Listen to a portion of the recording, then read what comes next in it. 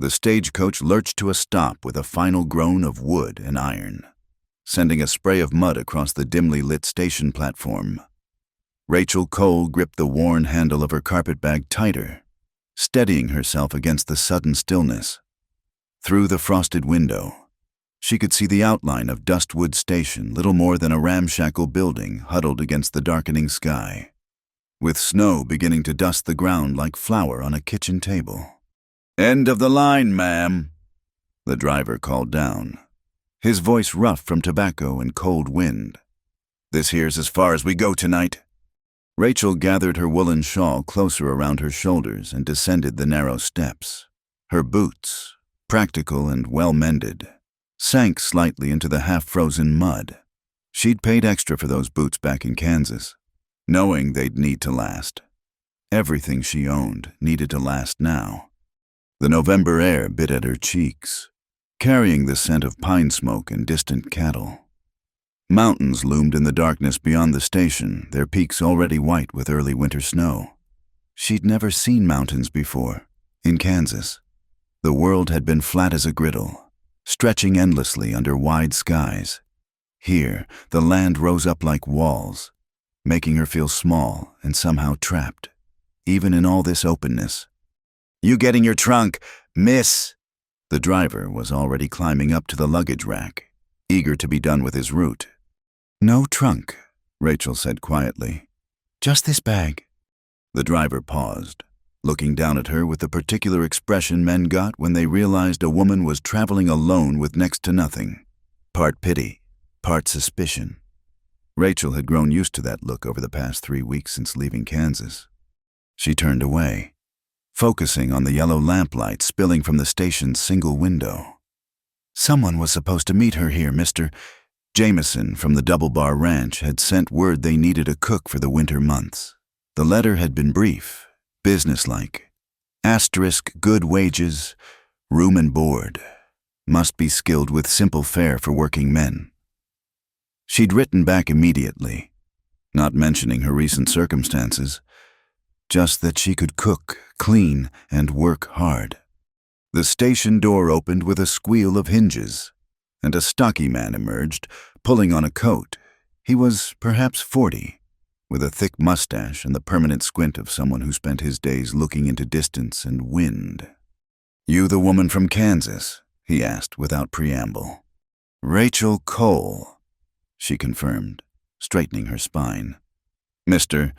Jameson sent—" "I know what Jameson sent." The man, clearly the station manager, looked her up and down with an expression that made her skin prickle. "Didn't expect you so soon, or so young." Rachel was 26, hardly a girl, but she kept her voice level. "The letter said to arrive before the heavy snows. I took the first coach I could afford." The station manager grunted, glancing back through the door as if hoping someone else might appear to handle this situation.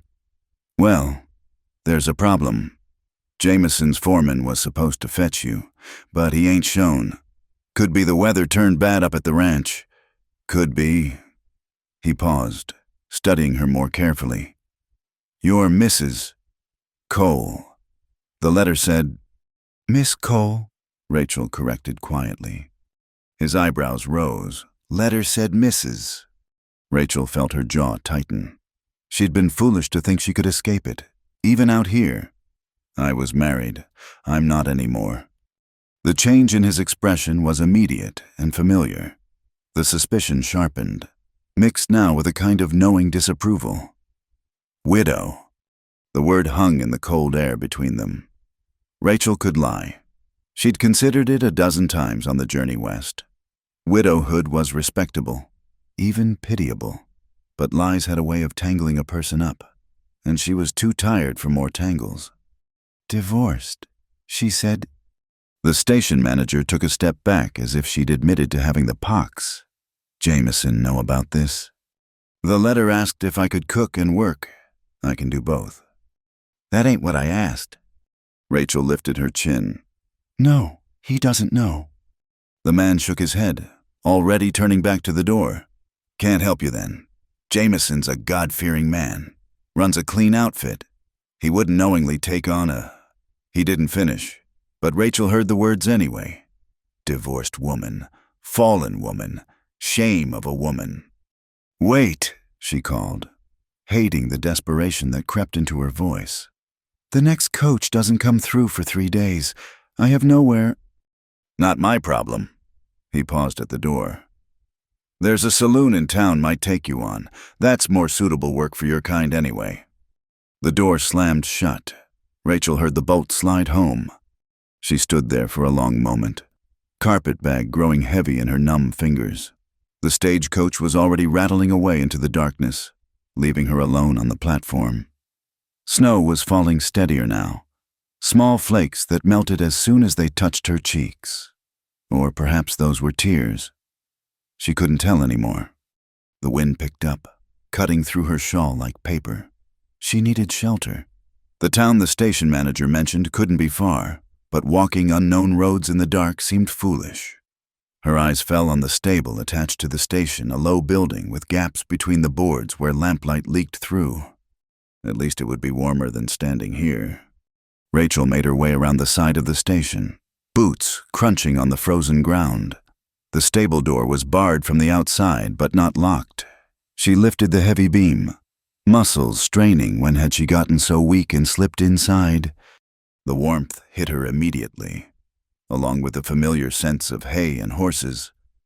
3 stalls occupied the far wall, 2 with horses that turned to look at her with mild interest. A ladder led up to what must be a hayloft. Better than nothing. But as her eyes adjusted, she realized the stable wasn't empty. A figure sat hunched on a crate near a small pot-bellied stove, apparently mending a bridle by the light of a single lantern. Rachel froze. The last thing she needed was to be found skulking in a stable like a thief. But the man for it was a man.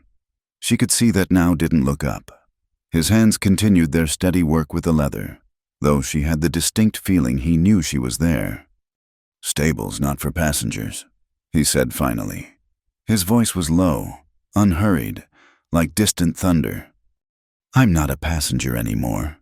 Rachel forced her chin up, though he still hadn't looked at her. "I just need somewhere out of the snow. For tonight." Now he did look up. The lantern cast shadows across his face, a young face, she thought, though weathered by sun and wind, maybe 30. Dark hair that needed cutting, a few days' growth of beard, eyes that seemed black in the dim light. "Station's warmer," he said. "The station's locked." His hands stilled on the bridle. "Henderson locked you out." She didn't need to answer. Something in her silence must have told him enough. He set the bridle aside and stood. He was tall, lean in the way of men who worked hard and ate simple. His coat was worn but clean, his boots mended with the same care she'd given her own. "You're the cook Jameson hired," he said, not a question. Rachel nodded. "And Henderson won't let you wait inside because..." She could lie to this stranger, make up some story about a misunderstanding, but she was so tired of lies, tired of shame, tired of pretending to be anything other than what she was, a woman who'd made the only choice she could and was paying for it still. "Because I'm divorced," she said. The man studied her for a long moment. Rachel waited for the familiar shift in expression, the judgment, the assumptions. Instead, he bent to pick up a folded blanket from beside the crate. "Well," he said, "Henderson's an ass." He held out the blanket. "This is clean. Loft's warmer than down here, but mind the loose board near the ladder." Rachel stared at the offered blanket, something tight loosening in her chest. You don't mind." A ghost of something not quite a smile crossed his features. "Lady, I've been minding my own business for 30 years. Don't see a reason to stop now." She took the blanket, fingers brushing his briefly. His hands were calloused but gentle, like her father's had been. "Thank you, Mr. Clay Dalton." He turned back to his crate, then paused. "You eaten today?" Rachel tried to remember. There'd been hard biscuits on the coach that morning, but not recently. Clay moved to the corner and produced a cloth bundle. "Not fancy, but it's filling." He set it on an overturned bucket within her reach. Cold biscuits, dried beef, an apple that had seen better days but was still sound. I could and should. He settled back onto his crate, picking up the bridle again. Long way to the double bar, even longer on an empty stomach. Rachel clutched the blanket and food, throat tight with something that wasn't quite tears. Are you going to the ranch too? Eventually. His hands resumed their steady work. Got business here first, but I know Jameson. He's a fair man, if set in his ways. Set enough to send me packing when he learns the truth. Clay glanced up at her, and for the first time she saw something like warmth in those dark eyes. Maybe not, but that's tomorrow's trouble. Tonight, you've got a roof and a meal. Rest is just noise. Rachel found herself almost smiling. When had she last done that just noise? She repeated softly. Get on up to that loft before you freeze, Clay said, attention back on his work. I'll keep the stove going. She climbed the ladder carefully, testing each rung. The loft was indeed warmer, filled with sweet-smelling hay. Through gaps in the boards, she could see Clay below, a solid, quiet presence in the lantern light. Rachel spread the blanket over the hay and settled down, still fully dressed. She ate slowly, savoring each bite. The apple was sweet despite its wrinkled skin. Below, she could hear the soft sounds of Clay working, the occasional stamp of horses, the whistle of wind through the eaves. For the first time in weeks, maybe months, she felt something like safe. Not because of the walls around her or the roof overhead, but because a stranger had looked at her and seen just a person in need of shelter. Not a divorced woman, not a shame or a scandal, just someone cold and tired and far from home. Whatever tomorrow brought at the Double Bar Ranch, tonight she had a blanket that smelled of cedar, food in her belly, and the quiet companionship of a man who asked no questions and offered no judgments. Rachel closed her eyes, listening to the snow whisper against the roof. Somewhere in the darkness, wolves might be howling. Somewhere, her ex-husband was spreading his poison about her character. Somewhere, proper people were sleeping in proper beds, secure in their righteousness. But here in this drafty stable, with hay for a mattress and a stranger's kindness for comfort, Rachel Cole felt more at peace than she had in years. Tomorrow would come with its troubles. Tonight, she would rest. Rachel woke to the sound of horses stamping and men's voices raised in argument. Gray morning light filtered through the stable walls, revealing frost on the hay around her. Her back ached from the hard floor, and her dress was wrinkled beyond repair, but she'd slept deeper than she had in weeks. The voices below grew louder.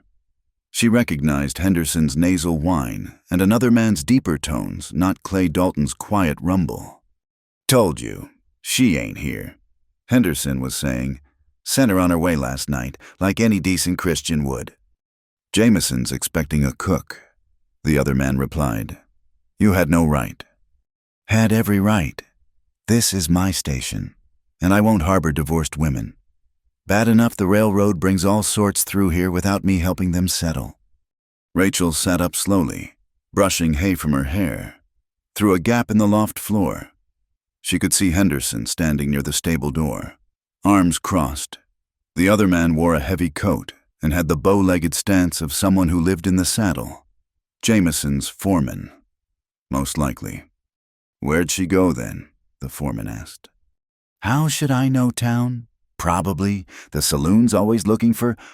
Morning, Tom? Clay Dalton's voice cut through Henderson's words like a knife through butter. He stood in the doorway, leading a saddled horse. Heard you were coming for the new cook.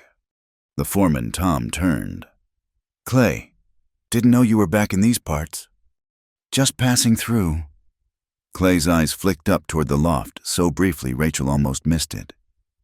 Henderson here says the cook didn't show. She showed, Henderson spat. But she's a divorced woman. Lied to Jameson about it. Tom shifted uncomfortably. That true?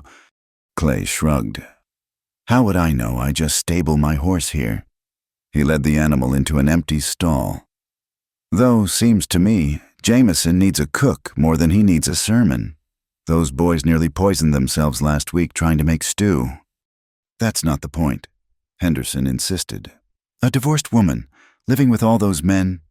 Living in the cook's cabin, Tom corrected. Separate from the bunkhouse. You know that. Henderson. Still ain't proper. Rachel moved carefully to the ladder.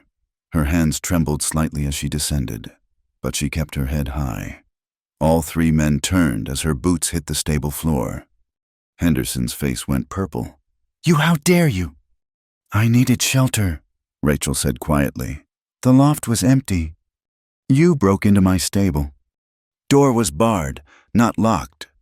She smoothed her skirts, aware of the hay still clinging to her hair. I'll pay for the night if you require it. Tom studied her with the measuring look of a man used to judging horses and cattle. You're Rachel Cole. I am. The letter said Mrs. Cole. I was Mrs. Cole when I wrote it. She met his gaze steadily. I'm not anymore. Tom glanced at Clay, who was brushing his horse with focused attention. Jameson's not going to like this. Then I'll save everyone the trouble. Rachel picked up her carpet bag from where she'd left it. If you could direct me to town. Now hold on. Tom removed his hat, running a hand through thinning hair. I didn't ride 2 hours through snow to go back empty-handed. Jameson sent me for a cook, and you're here. You can't be serious, Henderson sputtered.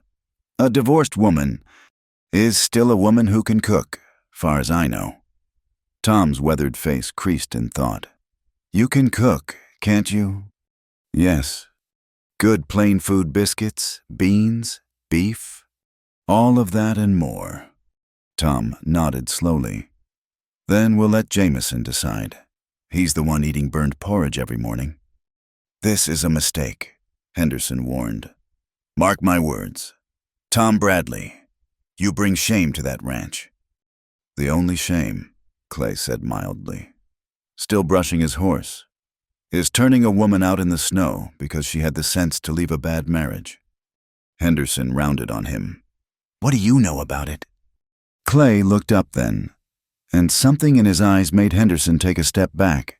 I know plenty about bad marriages. Seen what they do to people. Takes courage to walk away. He went back to his brushing.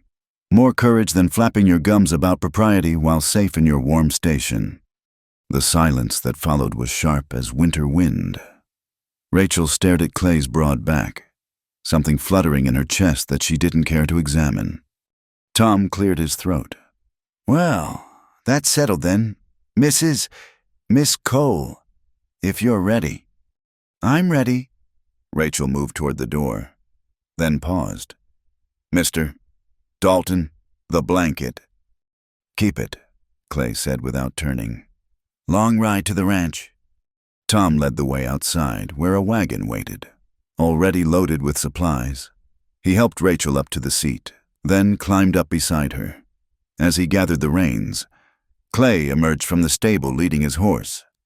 You heading north too? Tom asked. Eventually. Clay swung into the saddle with easy grace. Might as well ride along. Safety in numbers. Henderson made a disgusted sound and stomped back to his station. Tom clicked to the horses, and the wagon lurched into motion. Rachel pulled Clay's blanket tighter around her shoulders, grateful for its warmth against the morning cold. They rode in silence for a while, following a track that wound between snow-dusted pines. The mountains loomed closer now, their peaks lost in low clouds. Rachel had never seen country like this, wild and vast and utterly indifferent to human concerns. Known Clay long? She asked Tom eventually. Few years. He runs cattle up north, brings them down to market. Good man. Keeps to himself mostly. Tom glanced at her sideways. Don't let Henderson worry you. He likes to think he's the moral guardian of the territory, but he's just a bitter old fool. And Mr. Jameson, what's he like? Tom considered. Fair, hard, Expects a day's work for a day's pay. His wife died 3 winters back, fever took her. He's been different since then, stricter about some things. Like divorced women. Maybe. Tom shrugged. Or maybe he'll just be glad to eat something besides Charlie's cooking. That boy could burn water. They stopped at midday to rest the horses.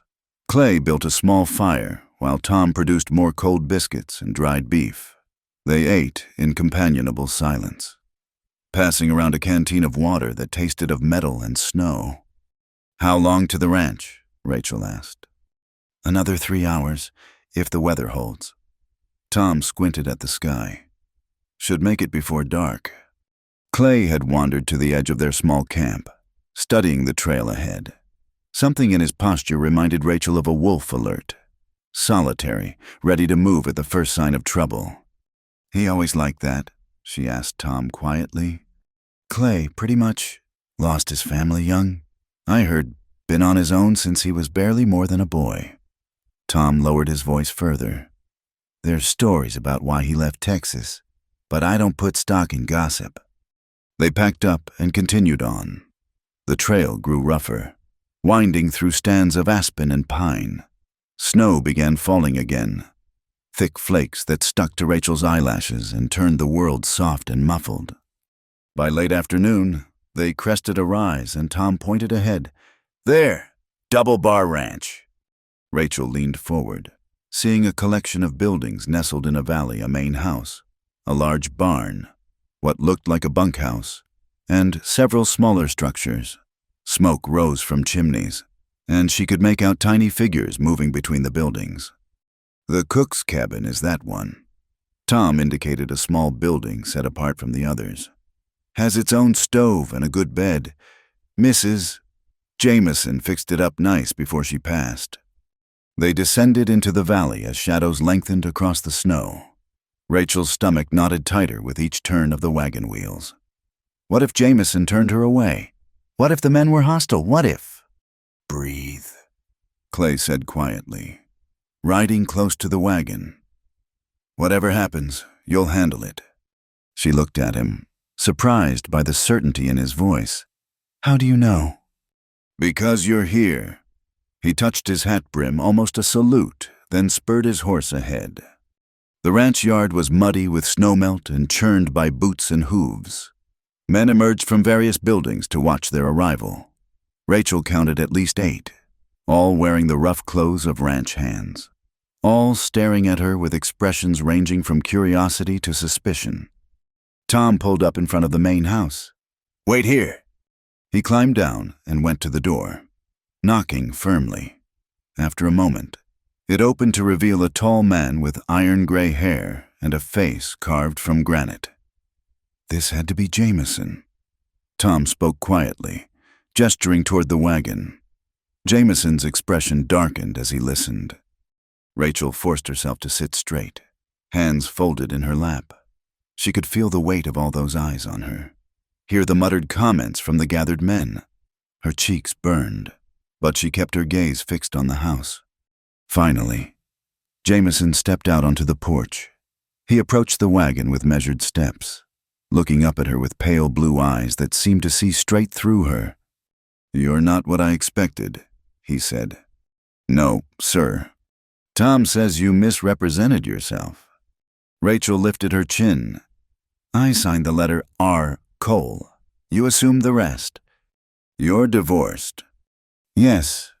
"Why?" The yard had gone silent. Even the horses seemed to hold their breath. Rachel could lie, make up some story about cruelty or abandonment, but she was so tired of lies. "Because staying married would have killed me, one way or another," she said quietly. Something flickered across Jameson's face, surprise, perhaps, or recognition. He studied her for a long moment, then turned to address the gathered men. "This is Miss Cole. She's here to cook and keep house, nothing more. Any man who forgets that will answer to me." His gaze swept the yard. "Any man who can't work alongside a woman without losing his sense will draw his pay and leave." Clear. A chorus of muttered agreement rose from the men. Jameson turned back to Rachel. Can you cook? Yes, sir. Can you handle rough men and rough living? I've handled worse. We'll see. He stepped back. Tom, show her the cabin. Dinner's at 6. Don't be late. He turned and went back inside, the door closing firmly behind him. Tom helped Rachel down from the wagon, and she realized Clay had disappeared. His horse no longer in sight. She felt oddly bereft, as if she'd lost something she hadn't known she'd found. Come on, Tom said. Let's get you settled. The cook's cabin was small but clean, with a good stove, a sturdy table, a bed with a colorful quilt, and shelves already stocked with basic supplies.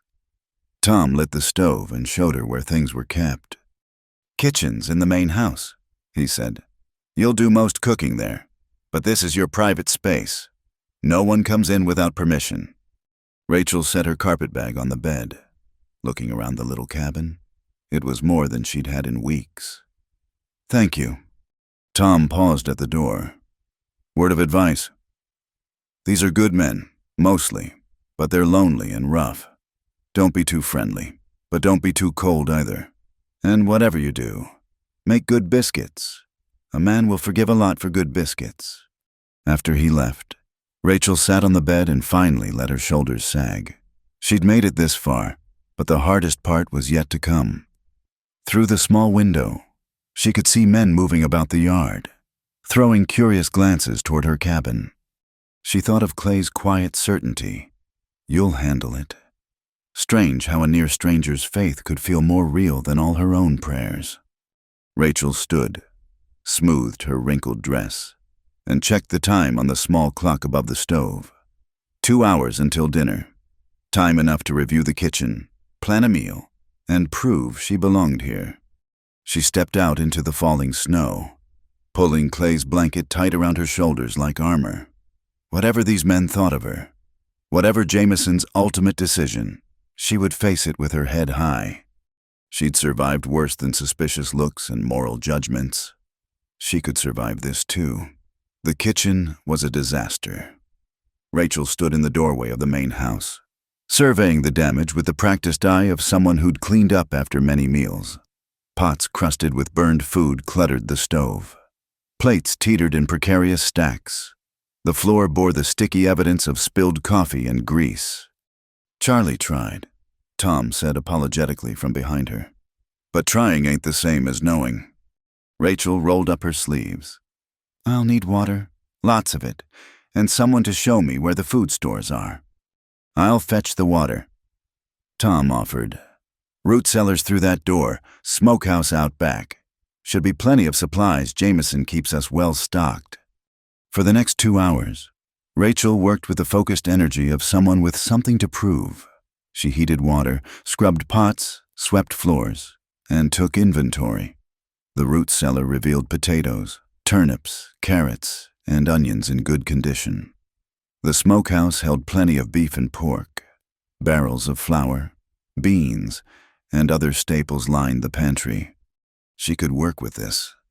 By 5:30, the kitchen smelled of baking biscuits and simmering stew. Rachel had found dried herbs someone misses. Jameson probably had hung in neat bundles. A little sage and thyme transformed the simple ingredients into something that actually smelled like food instead of survival. The first ranch hands began filtering in just before 6, stopping short at the clean kitchen and the woman standing at the stove. They removed their hats automatically, then seemed unsure what to do next. Wash up, Rachel said without turning from the stove. Basins by the door, no dirty hands at my table. She heard shuffling, splashing, low murmurs.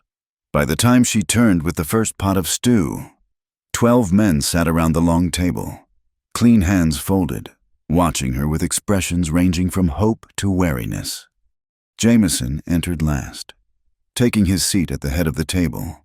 He surveyed the clean kitchen, the orderly table, the steaming food, but said nothing. Rachel served efficiently, ladling thick stew into bowls, setting out baskets of golden biscuits, pouring coffee that didn't look like tar. She kept her eyes on her work, aware of every gaze following her movements. The first man to taste the stew, a grizzled fellow with more gray than brown in his beard, closed his eyes and sighed. "Lord have mercy," he breathed. That's actual food. As if a spell had broken, the men fell on their meal with enthusiasm. Conversations started up. Quiet at first, then gaining volume. Rachel refilled bowls, brought more biscuits, kept the coffee flowing. "Pass those biscuits, for Jake eats 'em all. I ain't had stew this good since my ma's cooking. Is that sage swear I can taste sage?" She was reaching for an empty basket when the door opened, letting in a swirl of cold air. Clay Dalton stepped inside, hat in hand, snow dusting his shoulders. The conversation dimmed slightly. Several men nodded greetings, but Clay's presence seemed to change the room's atmosphere, not hostile. Exactly, but watchful. "Clay," Jameson said, "didn't expect to see you tonight. Came to settle up for that beef you bought last fall." Clay's eyes found Rachel briefly. "Didn't mean to interrupt supper." "You haven't eaten?" Rachel heard herself ask. "No, ma'am." She was already reaching for another bowl. "Sit, there's plenty." Clay hesitated, glancing at Jameson, who shrugged. "Woman's running the kitchen now. I just eat here." Clay took an empty seat near the door. Accepting the bowl Rachel handed him with a quiet "thank you." Their fingers brushed as she passed him the bowl, and Rachel felt that same flutter from the morning. She returned to the stove, aware of his presence like a warm spot in a cold room. The other men had returned to their conversations, the novelty of his arrival already fading. "Miss Cole," one of the younger hands ventured, "this here stew got a name." "It's just stew," Rachel replied, refilling his bowl. "Well, it's the best just stew I ever ate," he declared, earning chuckles from the others. "Better'n that slop Charlie made last week," another added. "That weren't stew. That was punishment." "Hey now," a red-faced young man protested. "I did my best." "Your best nearly killed us. Charlie." Jake laughed. "Remember when you tried to make bread, could have used them bricks to build a house?" The good-natured ribbing continued as Rachel worked. She found herself relaxing slightly. These men might be rough, but their teasing held no malice. They were just working men enjoying a decent meal. She was bringing the coffee pot around again when she noticed Clay's bowl was empty, before she could offer more. He stood. "Thank you for the meal," he said quietly. "Best I've had in a long while." "You're leaving already?" The words slipped out before Rachel could stop them. Something flickered in his dark eyes. "Early start tomorrow." He turned to Jameson. "I'll bring those papers by in the morning." After he left, the kitchen felt colder despite the warm stove. Rachel focused on her work, clearing plates, setting out dried apple pie she'd found and warmed. The men's appreciation was vocal and enthusiastic. "Where'd you learn to cook like this?" Tom asked. "My mother," Rachel said simply, "and necessity." "Well, necessity's a fine teacher." Jameson spoke for the first time since starting his meal. "Gentlemen, I believe we owe Miss Cole our thanks." A chorus of agreement rose from the table. Rachel felt heat rise in her cheeks. Unused to praise. "Just doing what I was hired for," she murmured. "No," Jameson said firmly. "You're doing it well. There's a difference." He stood, and the others followed suit. "Same time tomorrow, Miss Cole, and welcome to the double bar." The men filed out, many tipping their hats or murmuring thanks. Charlie lingered, twisting his hat in his hands. "I'm sorry about the mess," he said. "I really did try." Rachel smiled at his miserable expression. "Would you like to learn I could use help with the heavy pots?" His face lit up. "Really, you'd teach me?" "If you're willing to work." "Yes, ma'am, I mean. I got regular duties, but evenings maybe." "We'll see what Mr. Jameson says." After Charlie left, Rachel was alone in the kitchen. She looked around at the empty plates, the decimated biscuit baskets, the pot with barely enough stew left for tomorrow's lunch. Evidence of a successful meal.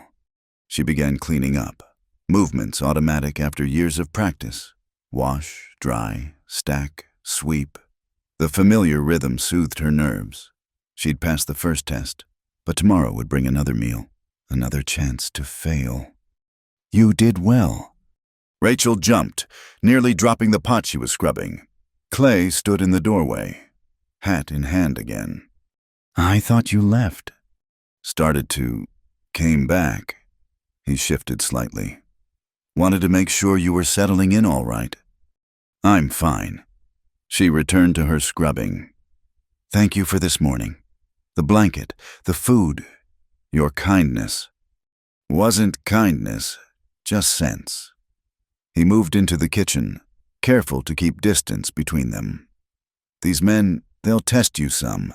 Not mean-spirited, just they've been without proper cooking so long. They're like half-wild horses, skittish around anything good. And Mr. Jameson. Clay considered. He's grieving still. Makes a man hard sometimes. But he's fair. You keep cooking like tonight. You'll have no trouble from him. Rachel dried her hands on her apron. Why are you helping me? You don't know me. No, Clay agreed. But I know what it's like to need a fresh start. He looked around the clean kitchen. This is a good place for that. Quiet. Honest work. Mountains don't care about your past. Just the people in them. Some people. His eyes met hers. Not all. They stood there in the lamplight, the kitchen warm around them, something unspoken hanging in the air like smoke. Rachel thought of her ex-husband, his quick temper and quicker fists, his promises that turned to threats.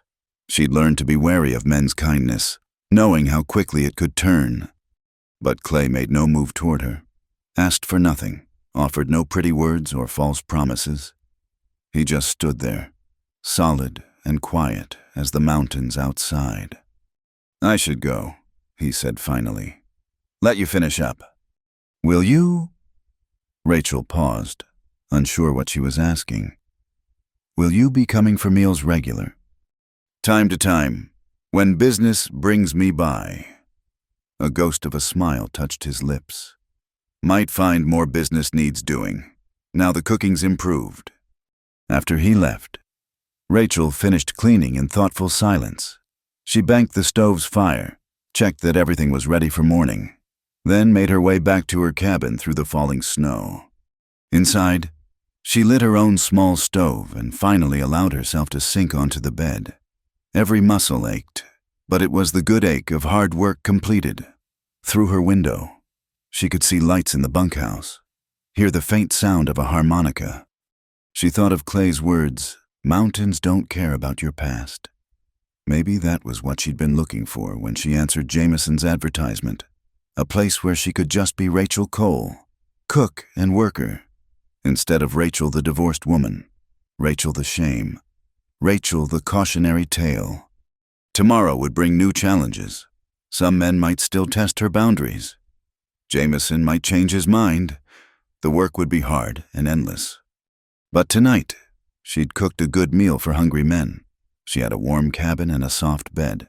And somewhere in the darkness, a quiet man with kind eyes was thinking of reasons to come back for dinner.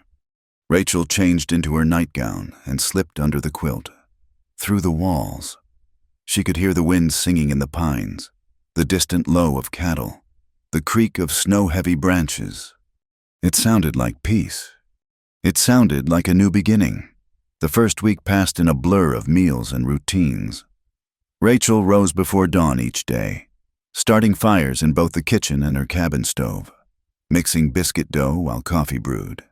The men had accepted her presence with surprising ease, though she caught occasional whispers and sidelong glances.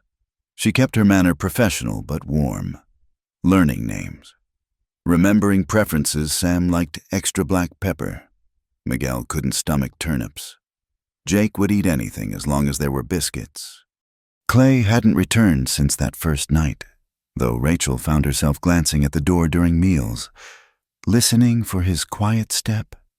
On her 8th night at the ranch, after the supper dishes were done and the kitchen restored to order, Rachel heard a soft knock at her cabin door. She tensed. The men knew her space was private, and Jameson communicated through Tom if he needed something. "Who is it?" "Charlie. Ma'am, I brought firewood." She opened the door to find the young man with an armload of split pine. Snow gathered on his shoulders. "Charlie, you didn't need to—" "Wanted to, ma'am. Getting mighty cold at night." He moved past her to stack the wood beside her stove, movements careful and respectful. "That stove eats wood something fierce when the temperature drops." "Thank you." Rachel watched him work, noting how he kept his eyes down, how he maintained distance. "Would you like some tea? I was just making some." His face lit up like a child's at Christmas. "Really, I mean, if it's no trouble." She poured 2 cups from the pot she'd been steeping, adding a precious bit of sugar to each. They sat at her small table. Charlie perched on the edge of his chair as if ready to bolt. "You mentioned wanting to learn cooking," Rachel said. "Yes, ma'am, if you're still willing." He wrapped his hands around the warm cup. "My ma died when I was 12. Been making do ever since. But," he shrugged, "making do ain't the same as making good." "No, it's not." Rachel studied him over her cup. Barely 20, she guessed, with sandy hair and earnest blue eyes. "Tell me about your mother." Charlie's face softened. "She was everything. Worked herself to the bone keeping us fed after Pa died. 5 kids, and she somehow made every meal special. Even when all we had was cornmeal and salt pork, she'd find a way to make it taste like Sunday dinner." "She sounds like a wise woman?" "She was." Charlie stared into his tea. "Tried to teach me some before she passed, but I was too young and stupid to pay attention. Thought I'd have more time." Rachel felt her throat tighten. "We always think we have more time." They sat in comfortable silence for a moment. Outside, wind rattled the windows and sent snow hissing against the walls. "What about your ma?" Charlie asked tentatively. "She teach you all this?" "She did." Rachel smiled at the memory. "Every morning in her kitchen, from the time I could barely reach the counter. She used to say a woman who could cook would never go hungry or homeless." "Smart lady." "She was, though I don't think she imagined I'd end up cooking for a dozen cowboys in the mountains." Charlie grinned. "Bet she'd be proud, though. Way you turned that disaster of a kitchen around, that's something." A comfortable knock interrupted them 3 measured raps that somehow sounded different from Charlie's tentative tapping. Rachel's pulse quickened inexplicably. "That'll be Clay," Charlie said, already standing. "Said he might stop by tonight." Rachel smoothed her apron automatically. "Clay?" "He's been helping repair the barn roof. Usually heads home after dark. But tonight—" Charlie shrugged. "Guess he decided to stay." Rachel opened the door to find Clay standing in the swirling snow, collar turned up against the wind. Behind him, she could barely make out his horse tied to the porch rail. "Miss Cole, Charlie." He nodded to each. "Saw the light. Wanted to check you had enough wood for the night." "Charlie just brought some," Rachel said, acutely aware of how small her doorway felt with Clay filling it. "Good." Clay's eyes moved past her to the cozy interior, the steaming teapot, the 2 cups, the warm glow of lamplight. "I'll let you get back to your evening." "Would you like some tea?" The words tumbled out before Rachel could think. "It's cold, and you've been working—" Clay hesitated, and Charlie jumped in. "I was just leaving anyway. Early morning tomorrow." He squeezed past Clay with a quick "night, folks," and disappeared into the snow. They stood there, Clay outside, Rachel inside, snow building up on his shoulders. "Finally." She stepped back. "Please, before you freeze." He entered carefully, removing his hat and hanging it on the peg by the door. The cabin immediately felt smaller with his presence not threatening, just full. Rachel busied herself getting another cup, aware of him taking in the space she'd made her own. The quilt smoothed neat on the bed, her few belongings arranged with care. wild flowers she'd found and dried hanging from the rafters. "You've settled in well," he observed. "It's more than I expected." She handed him the tea, their fingers brushing again. "After Henderson's reaction, I thought—" Henderson's a fool. Clay sat where Charlie had been, the chair creaking under his greater weight. "Jameson knows better. He's already talking about keeping you on permanent." Really, hope bloomed in her chest. Ranch hasn't run this smooth since his wife died. Men are working better, complaining less. Good food does that. Rachel sat across from him, wrapping her hands around her own cup. "It's just simple cooking. Nothing simple about keeping a dozen men fed and content." Clay's eyes were steady on hers. "Don't sell yourself short." They drank their tea while wind howled outside. Rachel found herself studying him in the lamplight, the weathered lines around his eyes, the careful way he held the delicate cup, the stillness that seemed to run bone deep. "Charlie says you're fixing the barn roof," she ventured. "Storm last month tore off some shingles. Jameson's been meaning to fix it, but—" he shrugged. "I had time." "That's kind of you." "It's practical. Barn falls down. Everybody suffers." But Rachel had learned to recognize deflection. Clay helped because it was his nature, not because he expected anything in return. She'd known so few men like that. "Can I ask you something?" she said. He nodded. "That first night at the stable, you weren't surprised when I said I was divorced. Most men, they react different." Clay set down his cup carefully. "My mother left my father when I was 10. Took me and my sister, struck out on her own. This was in Texas, 40 years back. Woman alone with 2 kids might as well have worn a sign saying pariah." "What happened to her?" "She survived. Worked as a seamstress, took in washing, did what she had to. Taught us to judge people by their actions, not their circumstances." His mouth quirked slightly. "Course, plenty of folks judged us anyway. But we ate regular and stayed together. And that's what mattered." "Is she still in Texas?" "Died when I was 17. Fever took her and my sister both." He said it simply, but Rachel heard the old pain beneath. "Been on my own since—" "I'm sorry." "Long time ago." He looked at her directly. "Point is, I know what courage it takes to leave, know what it costs. Anyone gives you trouble about it doesn't understand the first thing about survival." Rachel felt tears prick her eyes and looked down quickly. She'd trained herself not to cry, but kindness could undo her faster than cruelty. "Hey," Clay's voice was soft. "Didn't mean to upset you." "You didn't. It's just—" She took a shaky breath. "Most people look at me and see shame. You look at me and see courage." I'd forgotten what that felt like. The silence stretched between them, full of understanding. Outside, the storm was picking up, snow driving harder against the windows. Clay stood slowly. "I should go. Storm's getting worse." "You can't ride in this." Rachel looked out at the swirling white. "You'll freeze." "I've ridden through worse."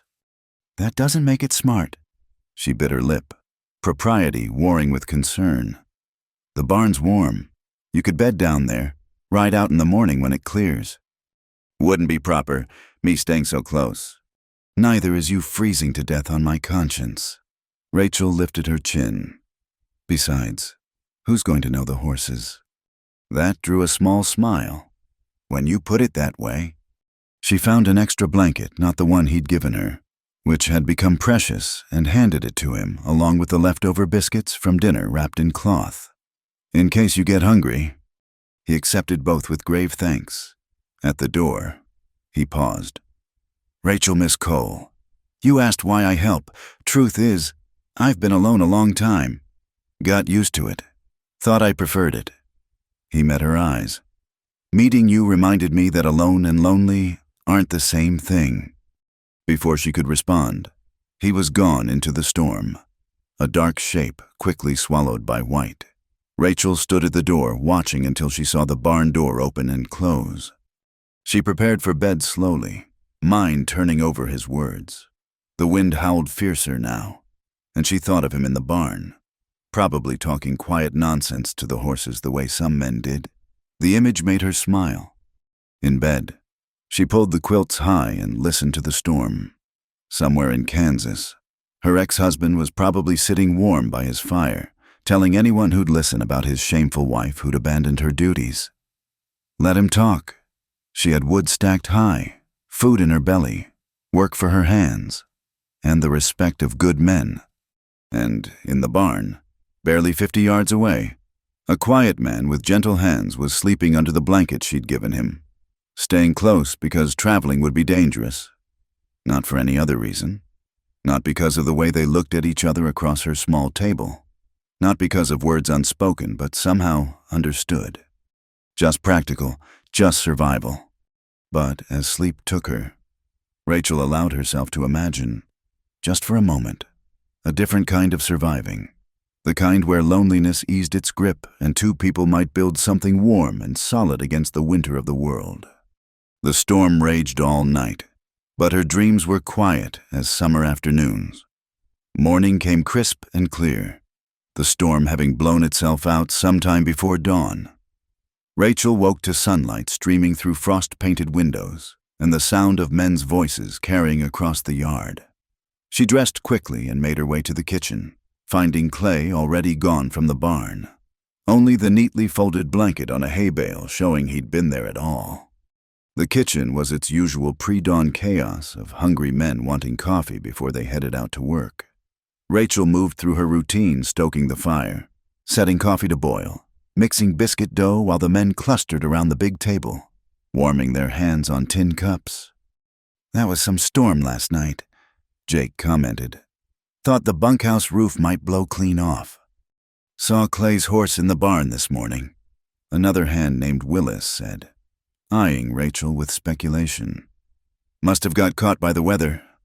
Rachel kept her face neutral, focusing on sliding biscuits into the oven. Anyone who traveled in that storm would have been a fool. "True enough," Tom agreed. "Coming in from outside. Lost a few head that wandered too far from shelter. Going to need all hands to round them up today."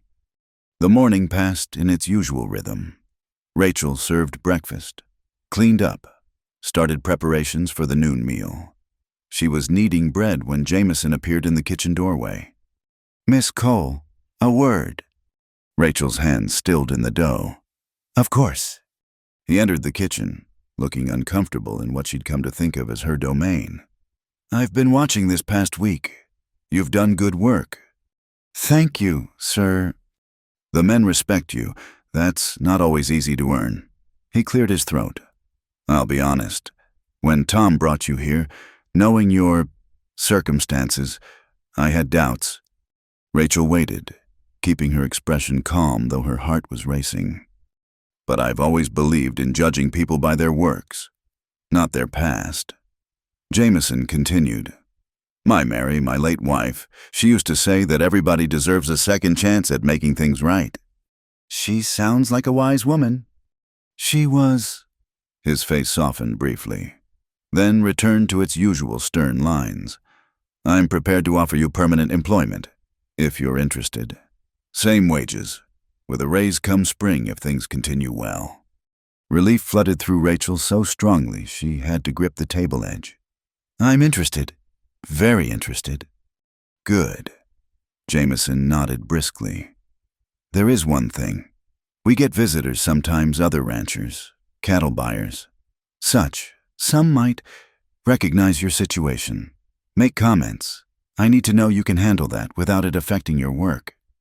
Rachel thought of Henderson's sneering face, of all the whispers and pointed fingers she'd endured. "Mr. Jameson, I've been handling comments since the day I filed for divorce. Words don't break me anymore." "Fair enough." He turned to go, then paused. "Clay Dalton speaks well of you." Heat rose in Rachel's cheeks. "He's been kind."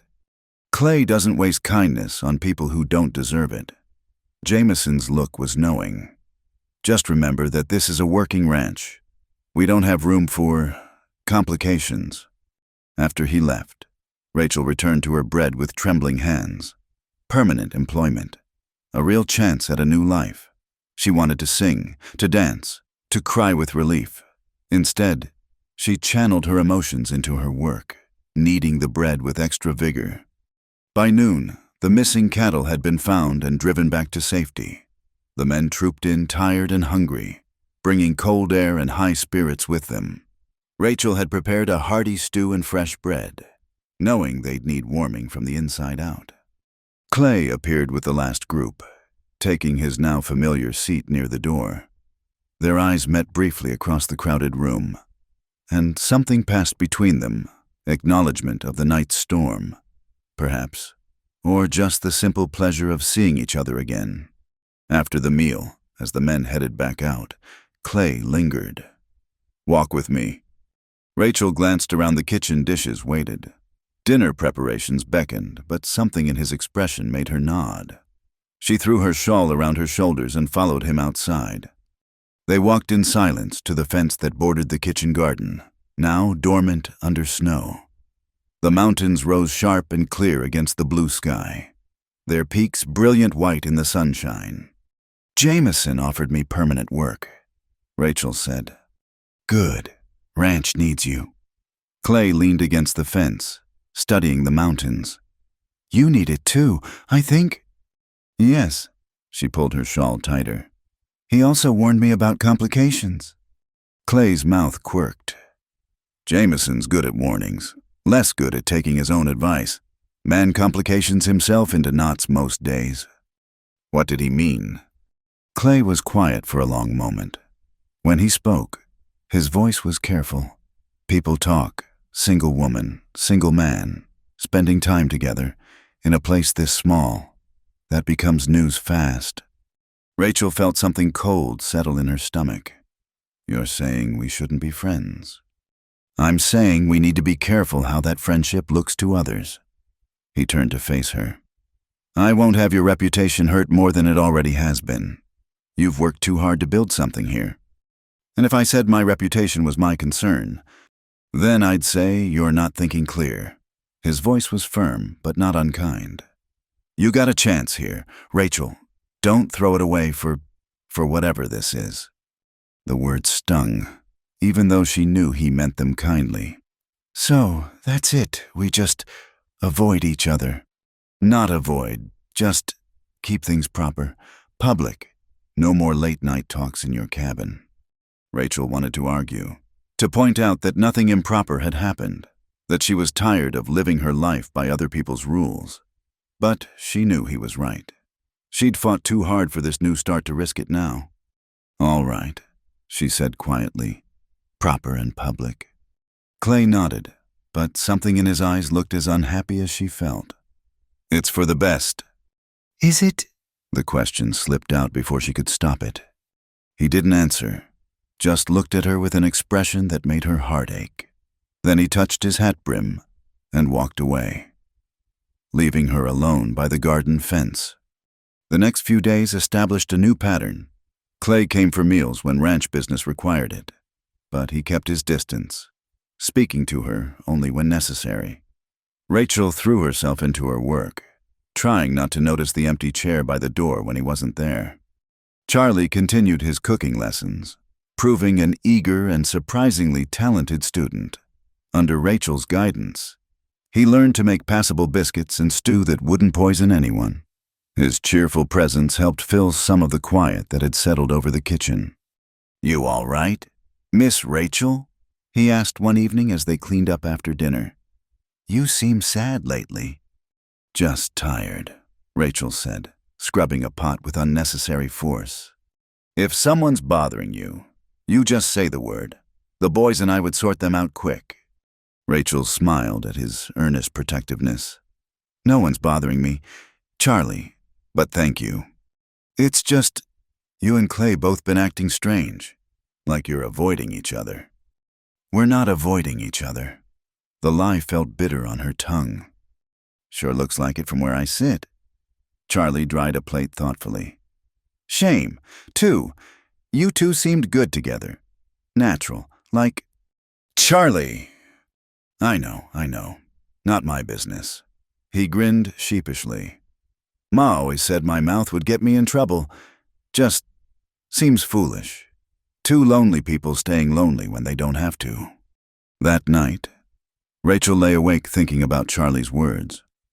Was that what she was lonely? She'd been alone so long. First in a marriage that was empty of everything but fear.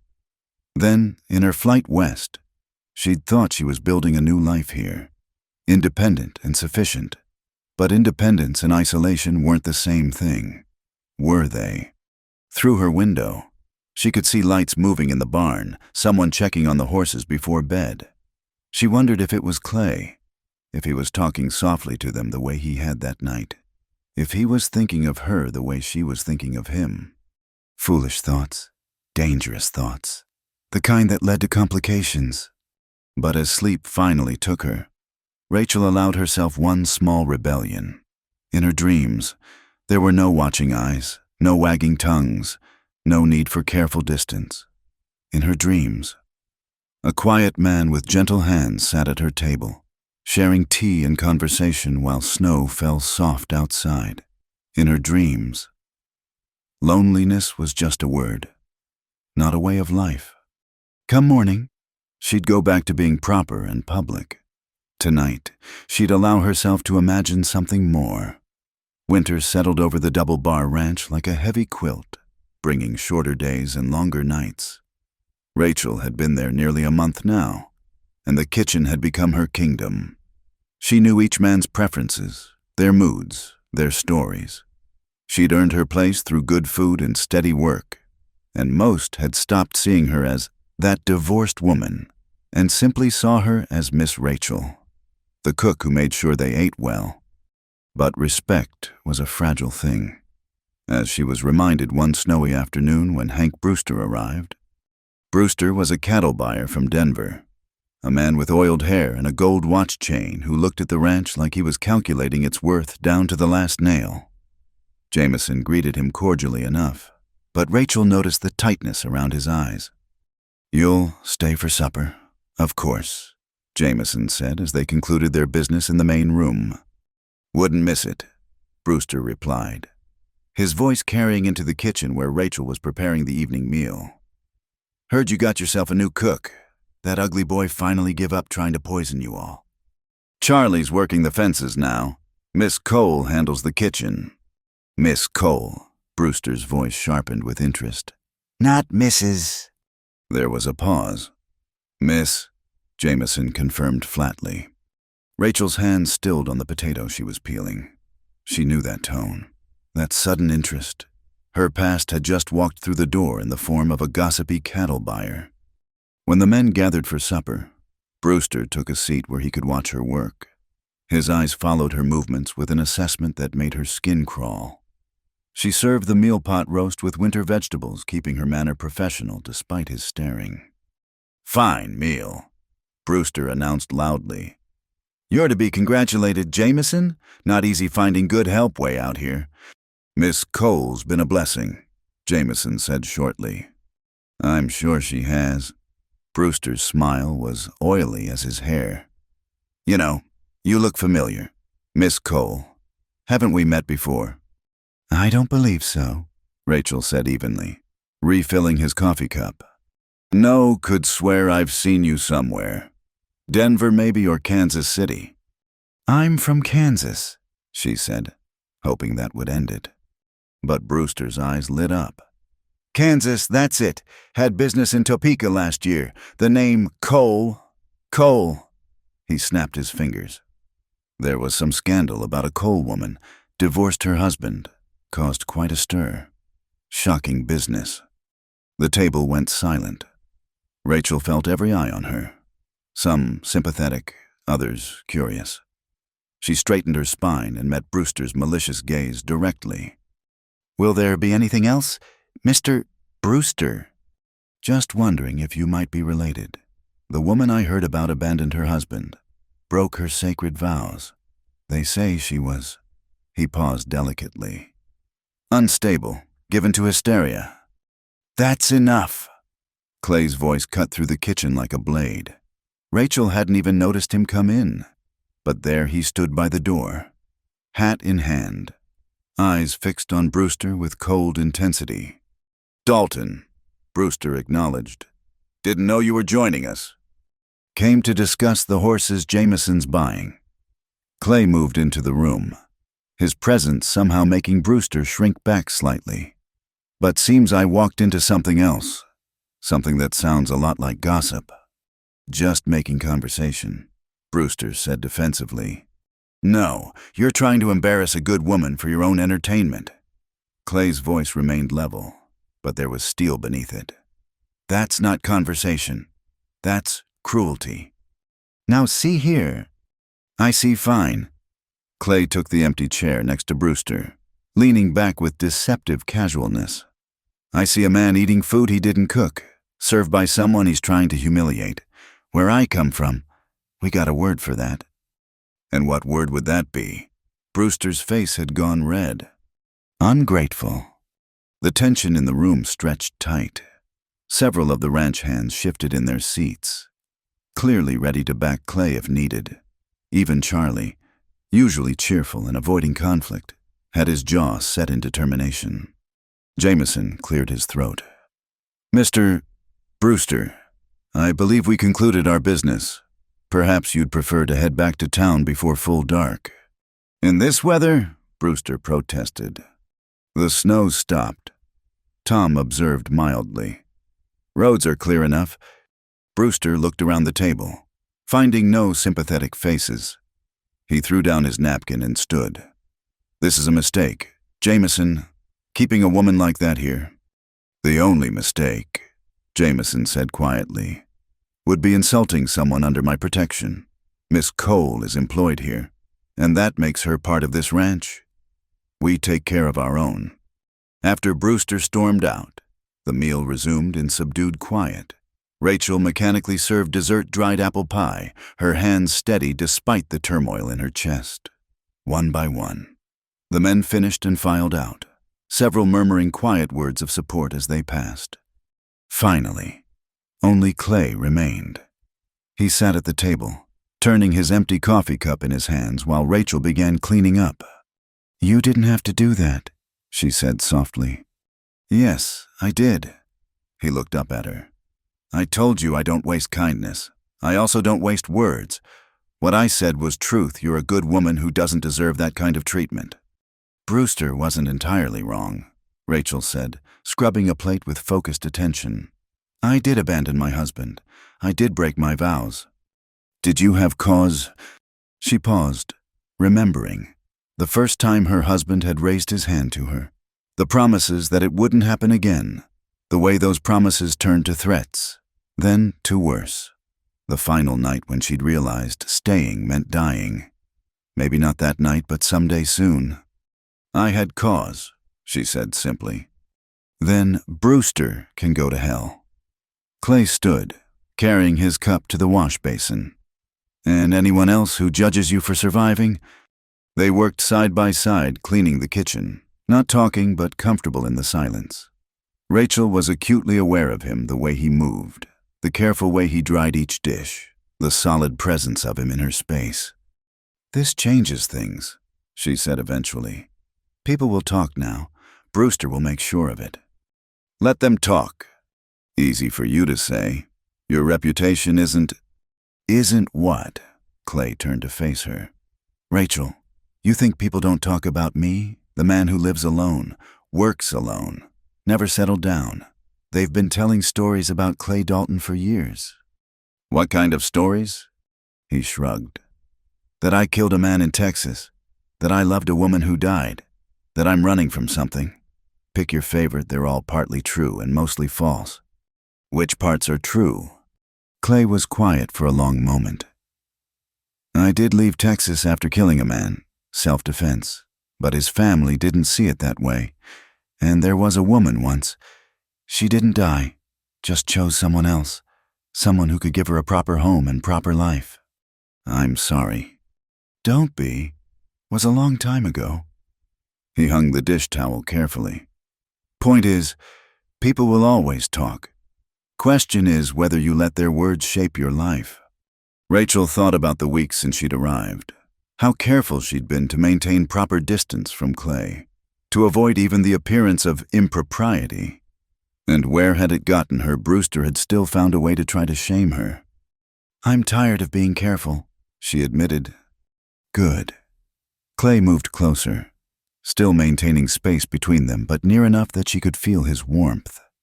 "Being careful's got us nothing but loneliness." "Clay." "I know what Jameson said about complications. I know what's smart and proper and safe." His eyes held hers. "But I also know that when Brewster was attacking you, all I could think about was protecting you. Not because you needed it, you're stronger than most men I know, but because the thought of anyone hurting you makes me—" He stopped, jaw working like the words were fighting him. "Makes you what?" Rachel whispered. "Makes me understand why I really left Texas." He touched her face gently, just his fingertips against her cheek. "Wasn't the killing that drove me away. It was the fear that I'd enjoyed it too much, defending someone who mattered, that I'd do it again if needed." Rachel leaned into his touch, eyes closing briefly. "I don't need defending." "I know." His thumb traced her cheekbone. "Doesn't stop me wanting to do it anyway." They stood there in the warm kitchen, the lamp casting gold light over everything, the world outside dark and quiet. Rachel thought she should step back, should remember all the reasons this was dangerous. Instead, she reached up and covered his hand with hers. "What are we doing?" she asked. "Don't know." Clay's voice was rough. "But I'm tired of pretending I don't think about you every minute. Tired of sitting at that table and acting like you're just the cook." "I am just the cook." "No." He shook his head. "You're Rachel. You're the woman who faced down a blizzard with just a carpetbag and courage, who turned a pack of rough cowboys into gentlemen at supper, who looks at me and sees something worth knowing, even with all my shadows." Rachel's throat felt tight. "Clay, we can't—" "Can't what, be friends too late for that? Can't care about each other, also too late." He stepped back, letting his hand fall. "But I'll respect whatever boundaries you set. If you want me to go back to being just another hand at the table, I will. Your choice, Rachel, always your choice." She looked at him, this quiet man who'd shown her nothing but kindness, who defended her without asking for anything in return, who understood about running and surviving and the courage it took to start over. "I don't want you to be just another hand at the table," she said softly. Something shifted in his expression, hope mixing with the usual careful control. "What do you want?" "I want—" Rachel took a breath. "I want to not be afraid anymore. Of judgment, of feeling, of hoping for something better. I want to sit with you by the fire and talk about nothing important. I want to learn who Clay Dalton is when he's not being careful. I want—" "What?" His voice was gentle. "What do you want?" "You," she whispered. "I want you." Clay made a sound low in his throat and pulled her against him. For a moment they just stood there, holding each other in the lamplight kitchen. Rachel felt the solid warmth of him, the steady beat of his heart, the way he held her like she was precious but not fragile. "This won't be easy," he murmured against her hair. "People will talk worse now." "Let them." She pulled back enough to look at him. "I've survived worse than wagging tongues." "Yes," he agreed. "You have." He traced her face again, wondering, "How did I get so lucky, finding you in that stable?" "Maybe we found each other," Rachel suggested. Clay smiled then, a real smile that transformed his weathered face. "Maybe we did." The blizzard struck without warning 3 days later.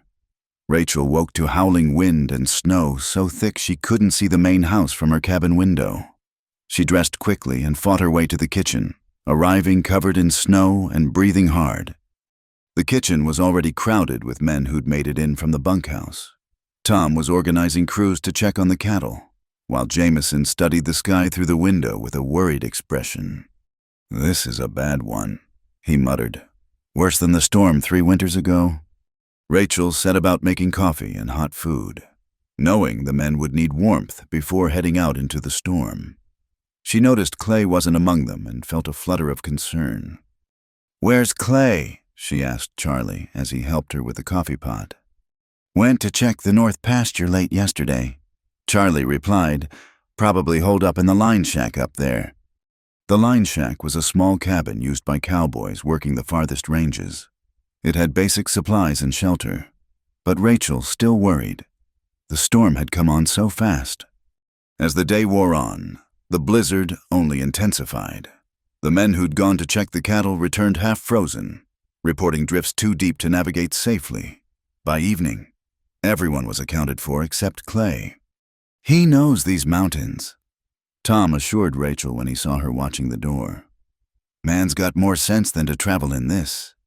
But as night fell and the storm raged on, Rachel's worry deepened. She served supper to the gathered men, trying to focus on her work, but her mind kept drifting to Clay alone in a line shack, hoping he had enough wood, enough food, enough warmth. After the meal, she was banking the kitchen stove when Charlie burst through the door, covered in snow. "Clay's horse just came in," he announced breathlessly. "Without Clay—" The kitchen erupted in concerned voices. A horse returning without its rider in a storm like this was bad news. Very bad. "Could have gotten spooked. Thrown him," Tom said, already reaching for his coat. "We need to search." "Can't search in this." Jameson cut in firmly. "Can't see your hand in front of your face out there. We'd lose more men trying." "But Clay," Charlie started. "Clay's smart. If he's on foot, he'll find shelter. We go at first light, soon as the storm breaks." Rachel stood frozen by the stove. The thought of Clay out there in the storm, possibly hurt, made her chest tight with fear. She'd just found him, just admitted what he meant to her. She couldn't lose him now. The night passed with agonizing slowness. Rachel stayed in the kitchen, keeping coffee hot for the men who dozed fitfully in chairs or paced the floor. She found herself at the window repeatedly, straining to see through the swirling white, praying for a familiar figure to emerge. Charlie stayed with her, his usual chatter subdued.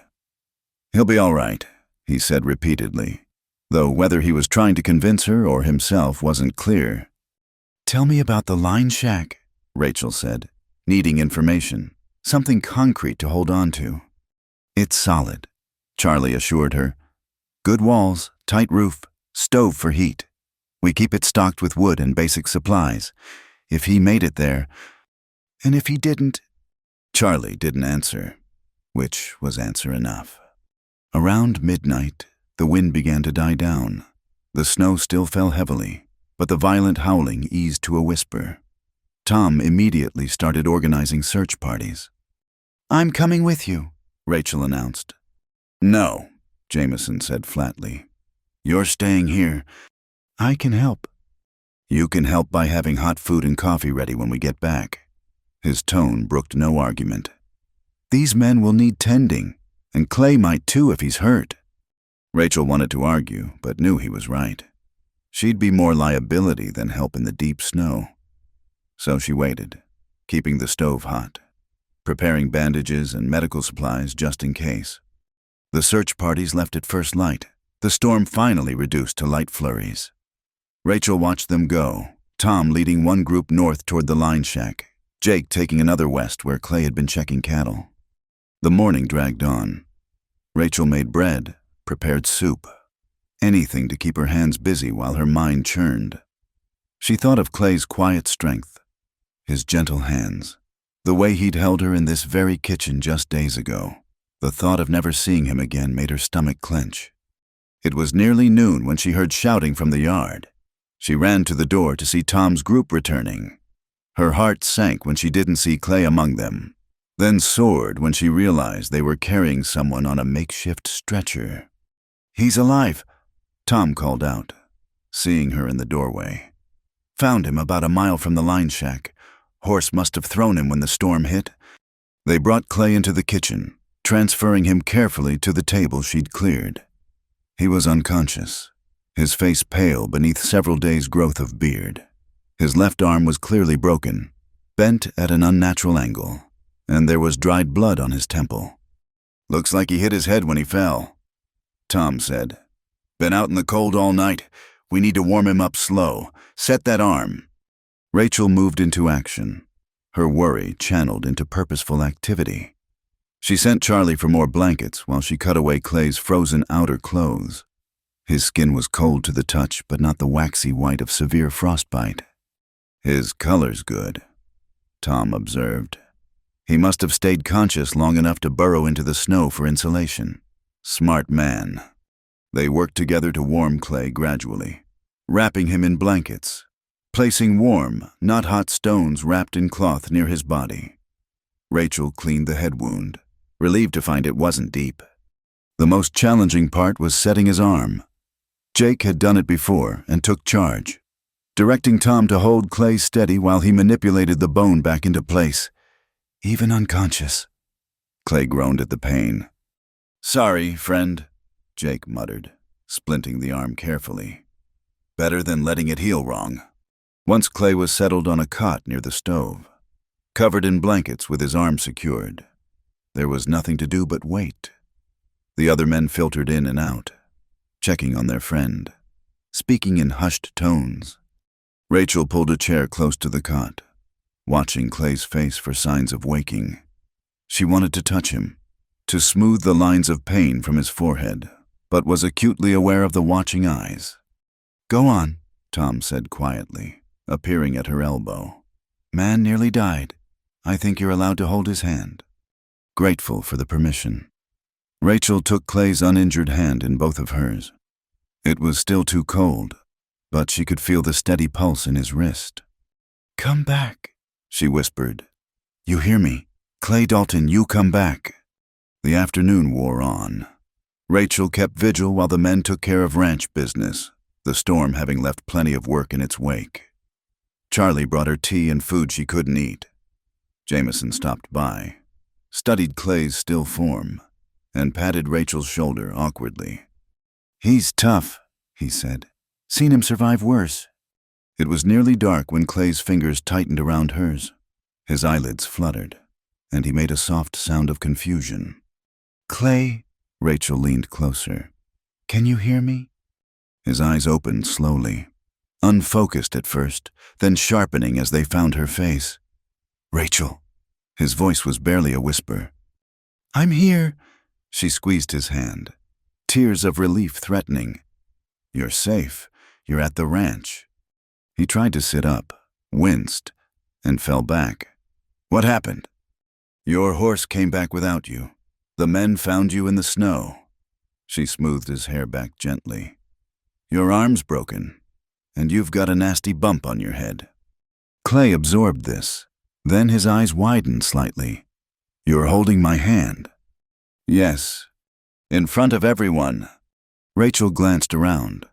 Several men were watching from across the kitchen, but their expressions held only relief and approval. Yes, she said firmly. In front of everyone. A ghost of a smile touched his lips. About time. Tom approached with a cup of broth. Good to see you awake. Scared us pretty good there. Sorry, Clay managed. Horse spooked when the storm hit. Threw me into a ravine. Couldn't make it to the shack with the arm. Smart of you to dig in. Jake commented. That snow shelter probably saved your life. As the men gathered around, sharing their relief and good-natured ribbing, Rachel started to pull her hand away. Clay held on tight. Stay, he said simply. So she stayed, holding his hand while he sipped broth and answered questions. The men seemed to accept it, this public claim, this acknowledgement of what had been growing between them. Later, when Clay had been moved to a proper bed in the main house and the kitchen was quiet again, Charlie helped Rachel clean up. You love him, he observed, not a question. Rachel paused in her scrubbing. Did she? This man she'd known only weeks, this quiet soul who'd shown her more kindness and respect than she'd known in years of marriage. Yes, she admitted. I think I do. Charlie grinned. Good. He loves you too. Any fool can see it. It's not that simple. Sure it is. Charlie dried a pot with enthusiastic energy. You care about each other. You make each other happy. What's complicated about that? From the mouths of babes, Rachel thought. Or in this case, from the mouth of a young man who still believed love could be simple and clean and uncomplicated. But as she finished in the kitchen and made her way to check on Clay one more time before bed, Rachel thought maybe Charlie had a point. Maybe love didn't have to be complicated. Maybe it could be as simple as holding someone's hand while they healed, as natural as breathing, as essential as warmth in a winter storm. Clay was sleeping when she peeked in, his face peaceful despite the pain he must be feeling. She watched him for a moment, this man who'd nearly died in the snow, who'd survived through will and wisdom, who held her hand in front of everyone and made it seem like the most natural thing in the world. "I love you too," she whispered to the sleeping form, then made her way back to her cabin through the gentle falling snow. Clay's recovery was slow but steady. For 3 days, he drifted in and out of sleep while his body fought to heal. Rachel divided her time between the kitchen and his bedside, bringing broths and medicines, checking his temperature, adjusting his blankets. The men took turns sitting with him when she couldn't, a rotation organized by Tom without anyone having to ask. On the 4th morning, Rachel found Clay trying to sit up on his own, grimacing as he maneuvered his splinted arm. "What do you think you're doing?" she demanded, setting down the breakfast tray she'd brought. "Can't lie here forever," Clay muttered, though sweat beaded his forehead from the effort. "You can lie there until you're healed." She helped him settle back against the pillows.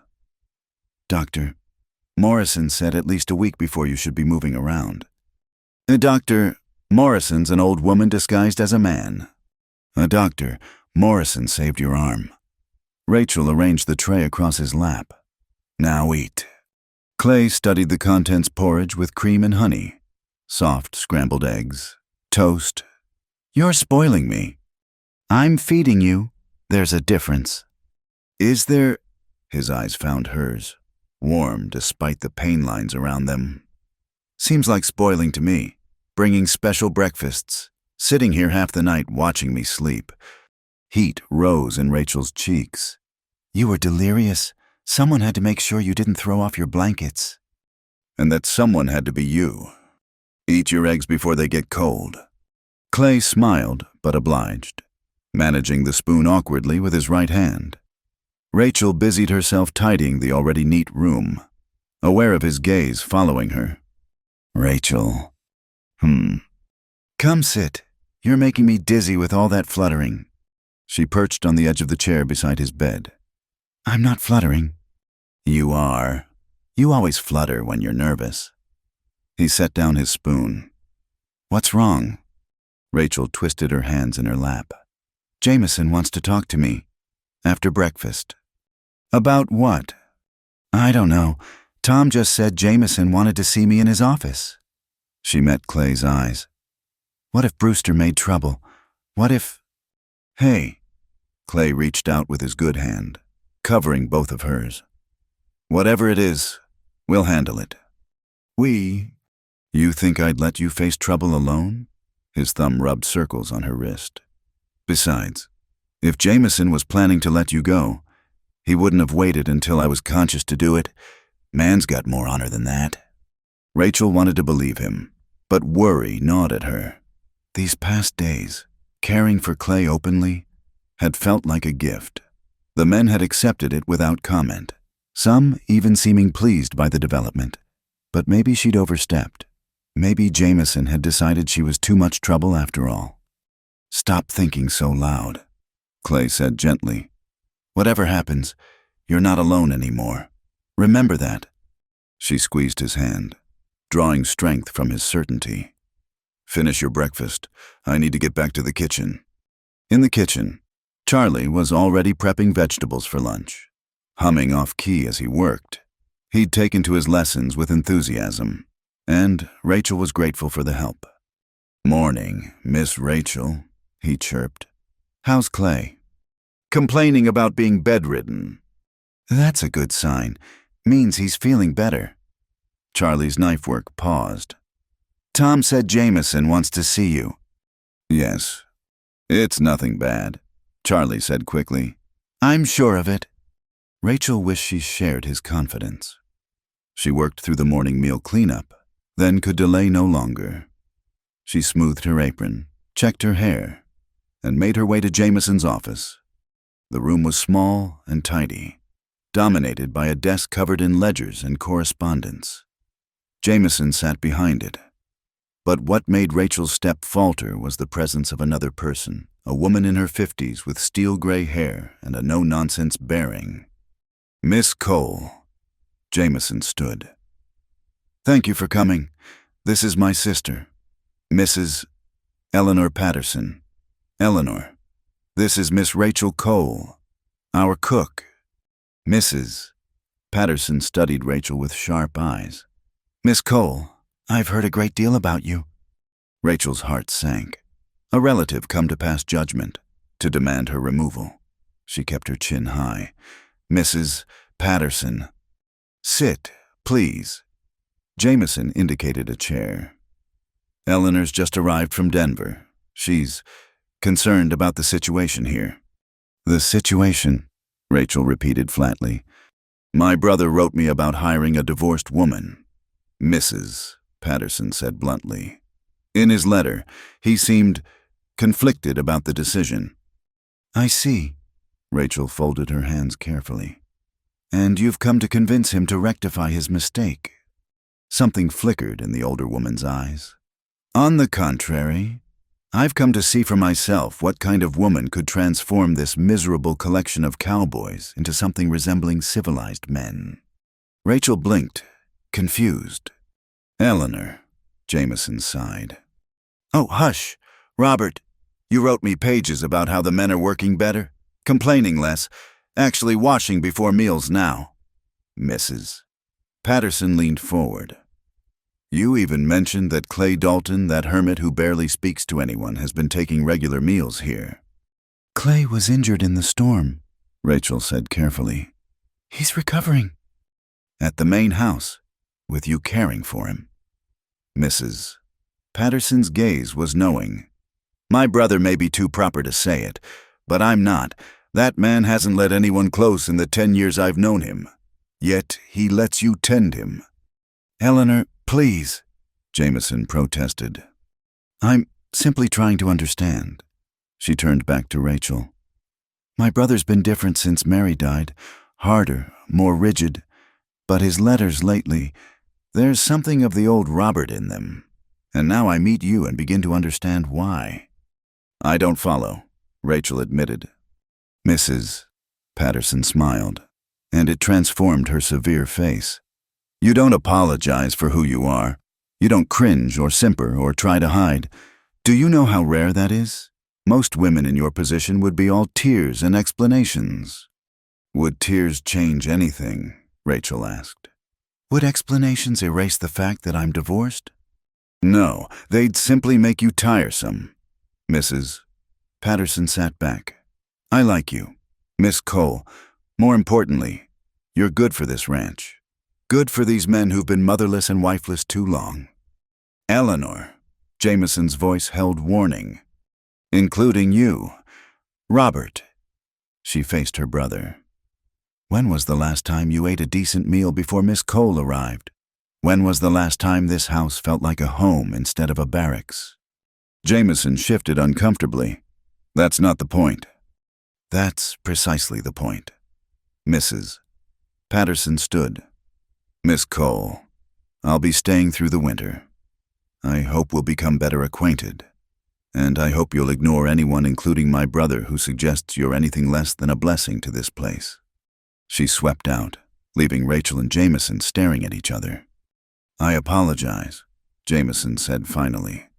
Eleanor's always been forthright. She's protective of you, Rachel observed. Yes, he rubbed his forehead. She came because I wrote about Brewster's visit, about what he said. I was uncertain how to proceed. And now, Jameson looked at her directly. Now I've been reminded that sometimes the best things come in unexpected packages. He cleared his throat. Clay's a good man, Miss Cole. Stubborn as a mule and twice as independent, but good. I hope. That is, if you and he... What I mean is... Mr. Jameson, Rachel said gently, are you trying to give me your blessing? His face reddened. I suppose I am, badly, apparently. Thank you. She stood. That means more than you know. Just be patient with him. Man's been alone so long, he's forgotten how to be otherwise. Rachel thought of Clay's hand holding hers, of his quiet certainty that she wasn't alone anymore. I think he's remembering. She returned to find Clay attempting to get out of bed despite Charlie's protests. You're worse than a child, she scolded, helping him back under the covers. I'm fine, Clay insisted, though his face was pale from the effort. Can't stay in bed like an invalid. You are an invalid, for at least 3 more days. Rachel. No. She straightened his blankets with sharp movements. You nearly died. Clay Dalton, you spent a night in the snow with a broken arm and a head wound. You're lucky to be alive, and I won't have you undoing, Doctor. Morrison's work because you're too stubborn to rest. Clay caught her hand, stilling her agitated movements. What's wrong? What did Jameson want? His sister's here, Mrs. Patterson. She came to inspect the divorced woman her brother hired. And she likes me. Rachel sank into the chair, suddenly exhausted. She told Jameson I'm good for the ranch, told him to stop being rigid, all but ordered him to approve of us. Clay's eyebrows rose. Eleanor Patterson did that. You know her. By reputation. Woman could stare down a grizzly. He squeezed her hand. But that's good news. Why do you look like someone stole your best horse? Rachel struggled to articulate the feeling. I don't know. Maybe because it feels too easy, too good in my experience. When things seem perfect. They usually aren't. Clay finished. I know. They sat quietly for a moment, outside. She could hear the normal sounds of ranch workmen calling to each other. Horses neighing, the ring of hammer on metal from the forge. But maybe, Clay said softly, sometimes good things just happen. No catch, no hidden cost, just grace. You believe in grace? I believe in you. He brought her hand to his lips, pressing a gentle kiss to her palm. I believe in whatever brought you to that stable the night we met. Call it grace, luck, fate doesn't matter. What matters is you're here. Rachel felt tears prick her eyes. Clay. I know it's fast. No, we should probably court proper for a year. Get to know each other slow. His eyes held hers. But nearly dying makes a man think. And what I think is that life's too short and too uncertain to waste time pretending I don't know what I want. What do you want? Her voice was barely a whisper. However, you'll have me, for as long as you'll have me. He smiled wryly. Though I'd prefer it if you'd have me for good. Rachel's heart thundered in her chest. Are you proposing? Badly, apparently. Jameson's not the only one out of practice with words. Clay shifted, wincing slightly. I had this plan different. Was going to wait until spring, court you proper through the winter. Take you riding in the meadows when the wildflowers bloomed. Do it right. And now? Now I'm flat on my back with a broken arm, probably looking rough as old leather. And all I can think is that I don't want to waste another day not telling you that I love you. Rachel Cole, that I want to marry you, if you'll have me. Rachel stared at him. This man who'd sheltered her without question, defended her without being asked, who looked at her and saw not shame, but strength. I'm divorced, she said quietly. That will always follow me. Follow us. Then we'll face it together. People will talk. Let them. I might not be able to give you children. My marriage, there was damage. Clay's face darkened at the implication, but his voice stayed gentle. Then we'll be enough for each other. Family isn't always blood. Rachel, look at this ranch bunch of misfit cowboys who die for each other. That's family too. Rachel felt the last of her walls crumbling. You make it sound simple. Because it is. He tugged gently on her hand. The question's simple anyway. Will you marry me? Rachel, will you let me spend the rest of my days proving that not all men are fools, looking at him battered but earnest, offering her not just love but partnership, understanding. A future Rachel felt something ease in her chest. The fear that had lived there so long, the certainty that she was too damaged for happiness, began to fade. Yes, she whispered. Clay's face broke into a grin that made him look years younger. Yes. Yes, louder now, surer. Yes, I'll marry you, Clay Dalton, broken arm and all.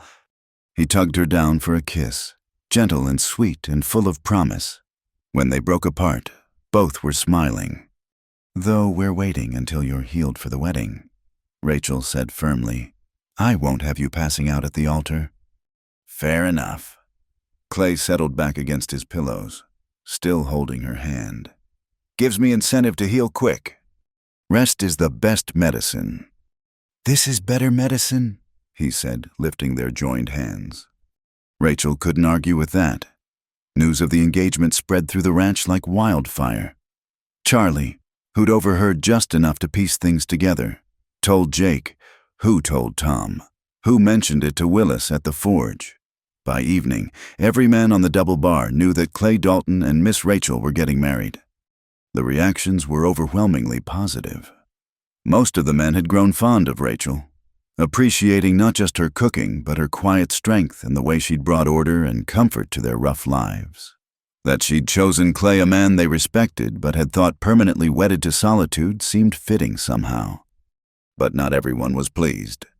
3 nights after Clay's proposal, Rachel was cleaning up after supper when she heard footsteps on the kitchen porch.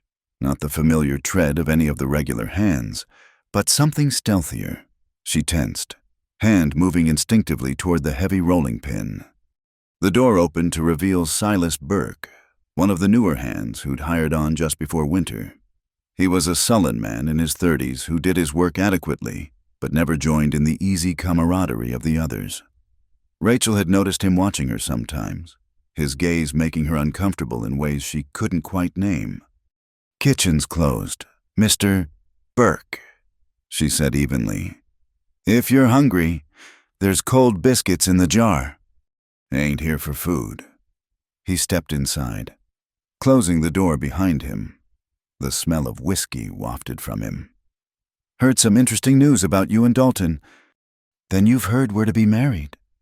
Rachel kept her voice steady, though her pulse quickened. Was there something else you needed? Burke moved closer, his eyes roving over her in a way that made her skin crawl. Seems a shame, a woman like you settling for a broken-down cowboy, especially when there's better options available. Mr. Burke, you need to leave. Do I? He was between her and the door now. Way I see it, a divorced woman can't be too choosy. Dalton's offering you respectability. Sure, but what else man's half dead from that storm? Probably won't ever work right again with that arm. Rachel's hand closed around the rolling pin. Clay's worth 10 of you, broken arm or not. That's so. Burke's face darkened. High and mighty for a woman who couldn't keep her first husband happy. What was it? Rachel couldn't give him sons, or maybe you're just cold as winter stone. The crude implications made her face burn, but Rachel held her ground. Get out! Or what you'll hit me with that pin. He laughed, moving closer. Go ahead. Give me an excuse to show you what a real man. The door burst open with enough force to slam against the wall. Clay stood in the doorway, left arm still splinted but right hand steady on his gun belt. His face was carved from ice, eyes black with rage. Step away from her. Burke. Clay, Rachel breathed, relief flooding through her. Burke turned slowly, trying for nonchalance. Just having a conversation with your woman. Dalton, no harm in that. Looked like more than conversation from where I stood. Clay moved into the kitchen, never taking his eyes off Burke. Looked like you were threatening her. Threatening, nah. Burke's smile was ugly. Just reminding her she's got options. Woman with her past ought to be grateful for attention. The words were barely out before Clay moved. Even with one arm useless, he crossed the space in 2 strides and drove his fist into Burke's jaw. The man went down hard, crashing into a chair. "Clay, your arm!" Rachel started forward, but Clay held up his hand. "I'm fine." He stood over Burke, who was groaning on the floor. "You've got 5 minutes to clear out your bunk. Tom'll have your wages at the gate. You come near this ranch again. You come near Rachel again, and I'll kill you. That clear?" Burke spat blood, glaring up at him. "You can't just throw me out. Jameson!" "Jameson gave me authority to handle personnel issues," Tom said from the doorway. Jake and Charlie flanking him. They must have followed Clay from the bunkhouse. And I'm handling them. "Jake, help Mr. Burke pack his things. Make sure he doesn't forget anything, since he won't be coming back." Jake hauled Burke to his feet none too gently. "Let's go." After they left, Clay sagged against the table, face white with pain. Rachel was at his side immediately. "You shouldn't be up," she scolded, checking his splint for damage. "You could have hurt yourself worse." "Heard Burke leave the bunkhouse drunk, heading this way." Clay caught her searching hands. "I'm all right. Rachel, are you?" She nodded, though her hands trembled slightly. "He didn't touch me, just words." "Words can hurt too." Clay pulled her close with his good arm. "I'm sorry. Should have seen he was trouble." "None of us saw it," Tom said. "Man hid his nature well. Won't happen again. I'll make sure anyone else we hire knows Miss Rachel is under our protection." "Our protection?" Rachel pulled back to look at him. "Tom, I don't need—" "Yes, you do," Tom interrupted gently. "Not because you're weak, but because that's what family does. And like it or not, you're family now." Charlie nodded enthusiastically. "Been family since you taught me to make proper biscuits. Anyone bothers you, they bother all of us." Rachel felt tears prick her eyes at the simple declaration. These rough men, most alone in the world like her, had claimed her as their own. The belonging she'd searched for, had despaired of finding, was right here in this kitchen. "Thank you," she managed. Tom squeezed her shoulder. "We'll leave you two be. Come on, Charlie." When they were alone, Clay guided Rachel to a chair and sat heavily beside her. His face was still pale, and she could see the effort tonight had cost him. "You need to get back to bed," she said. "In a minute." He studied her face. "You sure you're all right, Truth, now?" Rachel considered lying, playing strong as she always had. But this was Clay, who'd earned her truth. "He scared me, not physically. I could have handled that. But the way he looked at me, the things he implied." "Tell me," she repeated Burke's words, watching Clay's jaw tighten with each one. When she finished, he was quiet for a long moment. "He was wrong," Clay said finally. "Every ugly word. You know that, right?" "I know, but—" "No buts." He turned her chair to face him fully. "Rachel, look at me." She met his eyes reluctantly. "You're not damaged. You're not less than. You're the strongest woman I know, and any man who can't see that is a fool." His hand cupped her cheek. "Your ex-husband, Burke. Anyone else who wants to judge, they don't matter. They don't know you." "You matter," Rachel whispered. "Your opinion matters." "Then believe me when I say you're everything. You're my morning coffee and my evening star. You're the reason I'm grateful that storm nearly killed me, because it brought us together. You're—" Rachel kissed him, cutting off his words. When they parted, both were breathless. "I love you," she said simply. "Good." Clay smiled, though pain still lined his face. "Because I plan on telling you how amazing you are every day for the next 50 years. And it'll be easier if you love me too. 50 years. At least, probably need longer to cover everything." Despite the night's ugliness, Rachel found herself smiling. "We should get you back to bed before you fall over." "Probably. But he didn't move. Rachel, about what Burke said about children. Her chest tightened. Clay? I meant what I said before. If we have them, wonderful. If we don't, we'll spoil Charlie rotten and adopt every stray cowboy who needs a home. Either way, I'll be happy. You say that now? I'll say it always. His certainty was rock solid. Children don't make a family. Rachel, love does. And we've got plenty of that. Rachel helped him to his feet, steadying him when he swayed slightly. Let's get you back before you prove your love by passing out on my clean floor.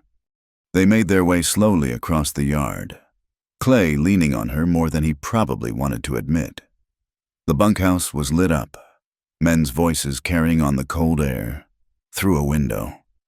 Rachel could see Jake and Tom supervising as Burke gathered his belongings, the other hands watching with stony faces. They're good men, Clay observed. Yes, Rachel guided him up the steps to the main house. We're lucky. No. Clay paused at the door, looking down at her with eyes soft in the lamplight. We're family. Inside, Mrs. Patterson was waiting with hot tea and disapproving clucks about invalids wandering around in the cold. She helped Rachel get Clay settled, then surprised them both by kissing Rachel's cheek. You did well tonight, the older woman said quietly. Stood your ground, kept your dignity. Mary would have liked you. It was the first time anyone had mentioned Jameson's late wife to Rachel directly. You knew her well. She was my dearest friend before she became my sister-in-law. Mrs. Patterson's face softened with memory. Strong woman, like you. Didn't let this hard land break her. Robert needs reminding that strength comes in many forms. After she left, Rachel sat beside Clay's bed, watching him fight sleep. Stop staring, he murmured. I'm not going anywhere. I know. She smoothed the blanket over him. Just making sure. Burke's gone. Won't bother you again. I know that too. Clay's eyes opened, studying her. Then what? Rachel tried to find words for the feeling. I've been taking care of myself for so long, fighting my own battles, watching my own back. Tonight, you all just stepped in, like it was natural, like of course you'd protect me. Of course we would. But that's just it. There's no of course about it. My own family turned their backs when I divorced. My neighbors whispered behind their hands. Even at church, I was made to feel like a pariah. But here, these men who barely know me, know you well enough, Clay said firmly. Know you feed them good food and treat them fair. Know you work hard and don't complain. Know you make this place feel more like home than it has in years. That's all that matters. Rachel blinked back tears. When you put it like that? Only way to put it. His hand found hers. Rest of the world can judge all they want. Rachel, in this valley, on this ranch, you're respected, protected, loved. The simple words undid her. She pressed her face into their joined hands, shoulders shaking with quiet sobs not of sadness but of relief, of gratitude, of finally finding her place in the world. Clay said nothing, just held her hand and let her cry, understanding that sometimes tears were just another kind of healing. When she finally raised her head, his eyes were closed, breathing deep and even, but his grip on her hand remained firm, anchoring her even in sleep. Rachel settled back in her chair, content to keep watch. Tomorrow would bring new challenges, wedding plans, ranch work, the slow healing of body and spirit. But tonight, she was exactly where she belonged, beside the man she loved, surrounded by the rough grace of chosen family, safe in the sanctuary they'd all built together. Outside, snow began to fall again, soft and silent. But inside, there was warmth and light and the quiet breathing of a good man who'd fought for her without question, who saw her truly and loved her anyway. It was, Rachel thought, more than enough. It was everything. Spring came slowly to the mountains, melting snow revealing green grass in patches, wildflowers pushing through cold earth. Clay's arm had healed well, though it still ached on damp mornings. He'd returned to full work despite Rachel's protests, saying a man needed to earn his keep, especially when he was planning to take a wife. The wedding was set for the first Sunday in May, when the meadows would be in full bloom. Mrs. Patterson had taken charge of preparations with military efficiency, ordering fabric from Denver for Rachel's dress, arranging for the circuit preacher to make a special stop, planning a feast that would feed half the territory. Simple. Rachel had requested, just simple. Nonsense, Mrs. Patterson had replied, "You only marry once, well, in your case, twice, but this is the one that counts. We're doing it properly." Now, the night before the wedding, Rachel stood on the porch of her little cabin, looking out at the ranch bathed in moonlight. Tomorrow, she'd move into the small house Clay had been quietly fixing up at the north end of the property, close enough to the main ranch for her to continue cooking, far enough for privacy. Can't sleep either. She turned to find Clay approaching, his footsteps quiet on the packed earth. He'd been banished to the bunkhouse for the night, tradition demanding they not see each other before the ceremony. "You're breaking the rules," Rachel said, but moved to make room for him beside her. "Never was much for rules." He settled against the porch rail, studying her in the silver light. Having second thoughts. "No," the answer came immediately. "Surely, you—" "Only thought I'm having is how lucky I am." He reached for her hand. "This time tomorrow, you'll be my wife." "This time tomorrow, you'll be stuck with me," Rachel corrected. "Good thing I like being stuck."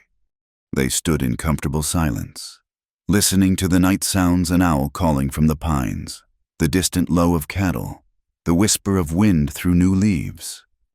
"I have something for you," Clay said finally, pulling a small wrapped package from his pocket.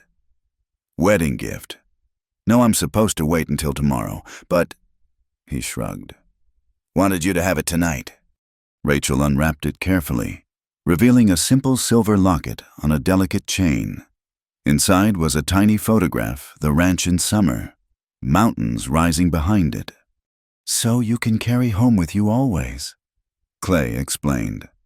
"Wherever we go, whatever comes, you'll have this place, these people, this family." "Clay," Rachel's throat was tight. "There's more." He pointed to the opposite side of the locket, where words were engraved in tiny script. "Had Tom help me with the words. My spelling's not the best." Rachel tilted it to catch the moonlight, reading aloud, "Where you go, I will go. Where you lodge, I will lodge. Your people shall be my people." "It's from the Bible," Clay said, suddenly shy. "Ruth's words seemed fitting, since you left everything behind to start new, and since—" He paused, gathering courage. "Since I promised to follow wherever you need to go. If this place ever stops feeling like home, if you need to move on, I'll go with you. Your happiness matters more than any piece of land." Rachel closed the locket carefully, then threw her arms around him. "My happiness is here, with you, with all of them." She pulled back to look at him. "This is home, Clay, the first real home I've ever had." He fastened the chain around her neck, fingers gentle against her skin. The locket settled just above her heart, warm and solid. "I love you," she said simply. "Love you back." He kissed her forehead. "Now I better get back before Tom comes looking. Man threatened to hogtie me if I snuck over here tonight." "Tom knew you'd try." "Tom's known me 10 years. Course he knew." Clay grinned. "Why do you think he volunteered for guard duty?" After he left, Rachel touched the locket, feeling its weight. Tomorrow would bring changes, a new name, a new home, a new life built on the ashes of the old.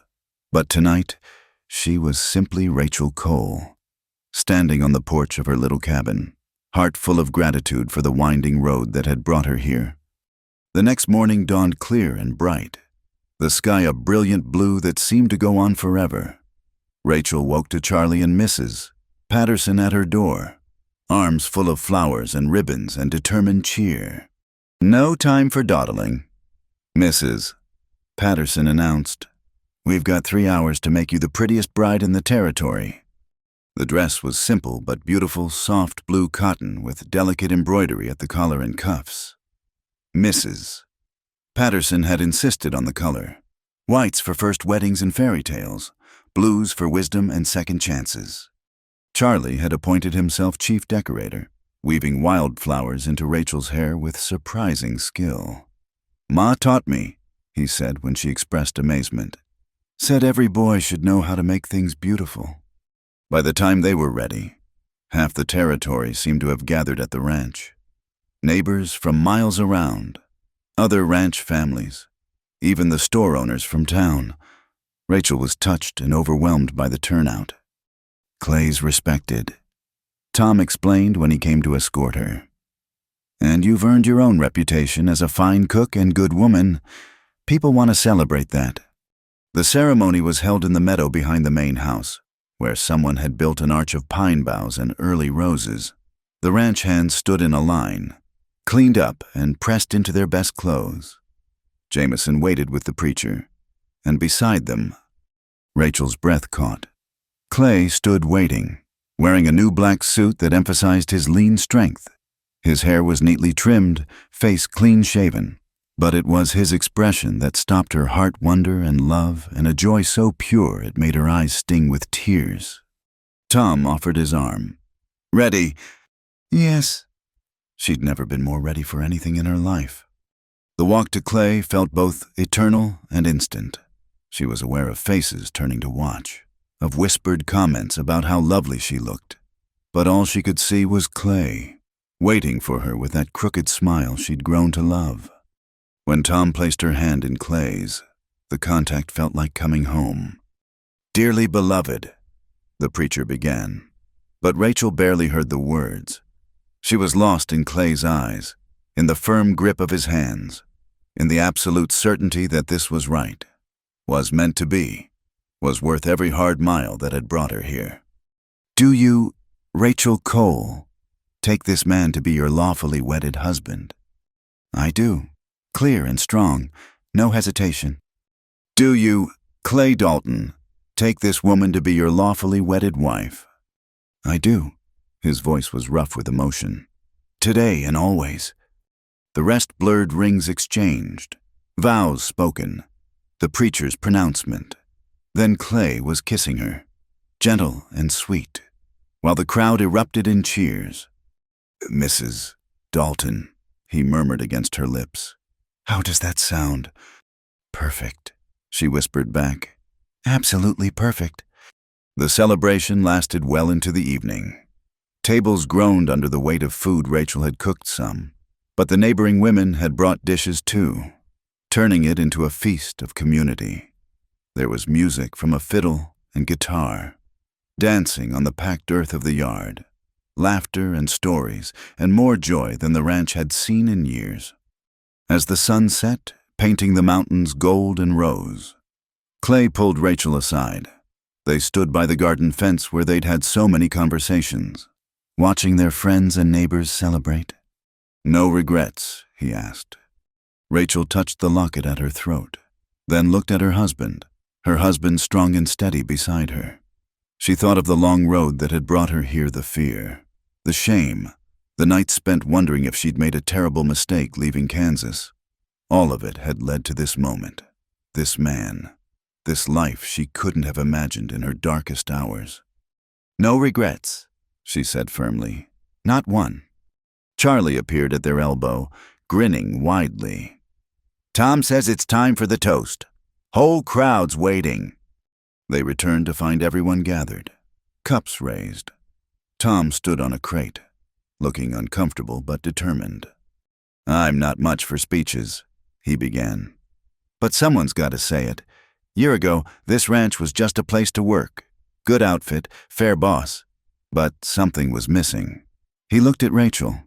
Then Miss Rachel, Mrs. Dalton, now showed up. And things changed, not just the food, though Lord knows that improved considerable. She brought something else. Warmth, home, family feeling we'd lost.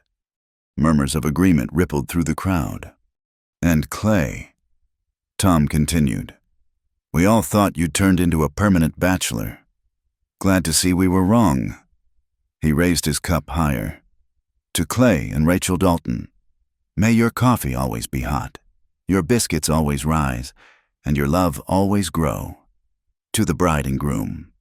To the bride and groom, the crowd echoed, drinking deep. Later, much later, after the guests had gone and the ranch had settled into quiet, Clay and Rachel sat on the porch of their new home. Her wedding dress was carefully folded away, replaced by a simple calico, but she still wore the locket. His suit jacket was draped over the railing, sleeves rolled up, completely at ease. Happy? He asked, arm around her shoulders. More than I have words for. She leaned into him, watching stars appear in the darkening sky. A year ago, I thought my life was over, thought I'd never be anything but that divorced woman. Never have a home, a family, love. And now I have everything. She turned to look at him. Thank you for seeing me, really seeing me. Not my past, not my mistakes, just me. Clay kissed her gently. Thank you for letting me. He stood, offering his hand.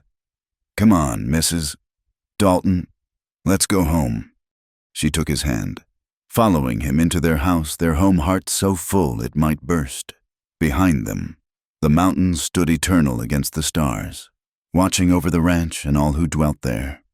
In the kitchen of the main house, cleaned and ready for morning, a coffee pot sat waiting to brew.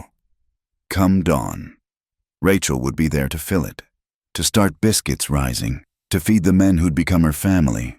But that was tomorrow's work. Tonight, she was simply a woman in love, starting a new chapter with the man who'd taught her that broken things could be mended, that second chances were real, and that sometimes, when you least expected it, life offered you exactly what you needed. Tonight she was home. Thank you for listening to this story. I'm curious to know where you're listening from. Please share in the comments below where you are in the world as you enjoy these Wild West tales. Let's connect and share our thoughts about Rachel and Clay's journey. If you enjoyed this story, please subscribe to Wild West Stories 1850. Give this video a like and hit the hype button to help more people discover these authentic frontier tales. Your support helps bring these historical romances to life for listeners everywhere.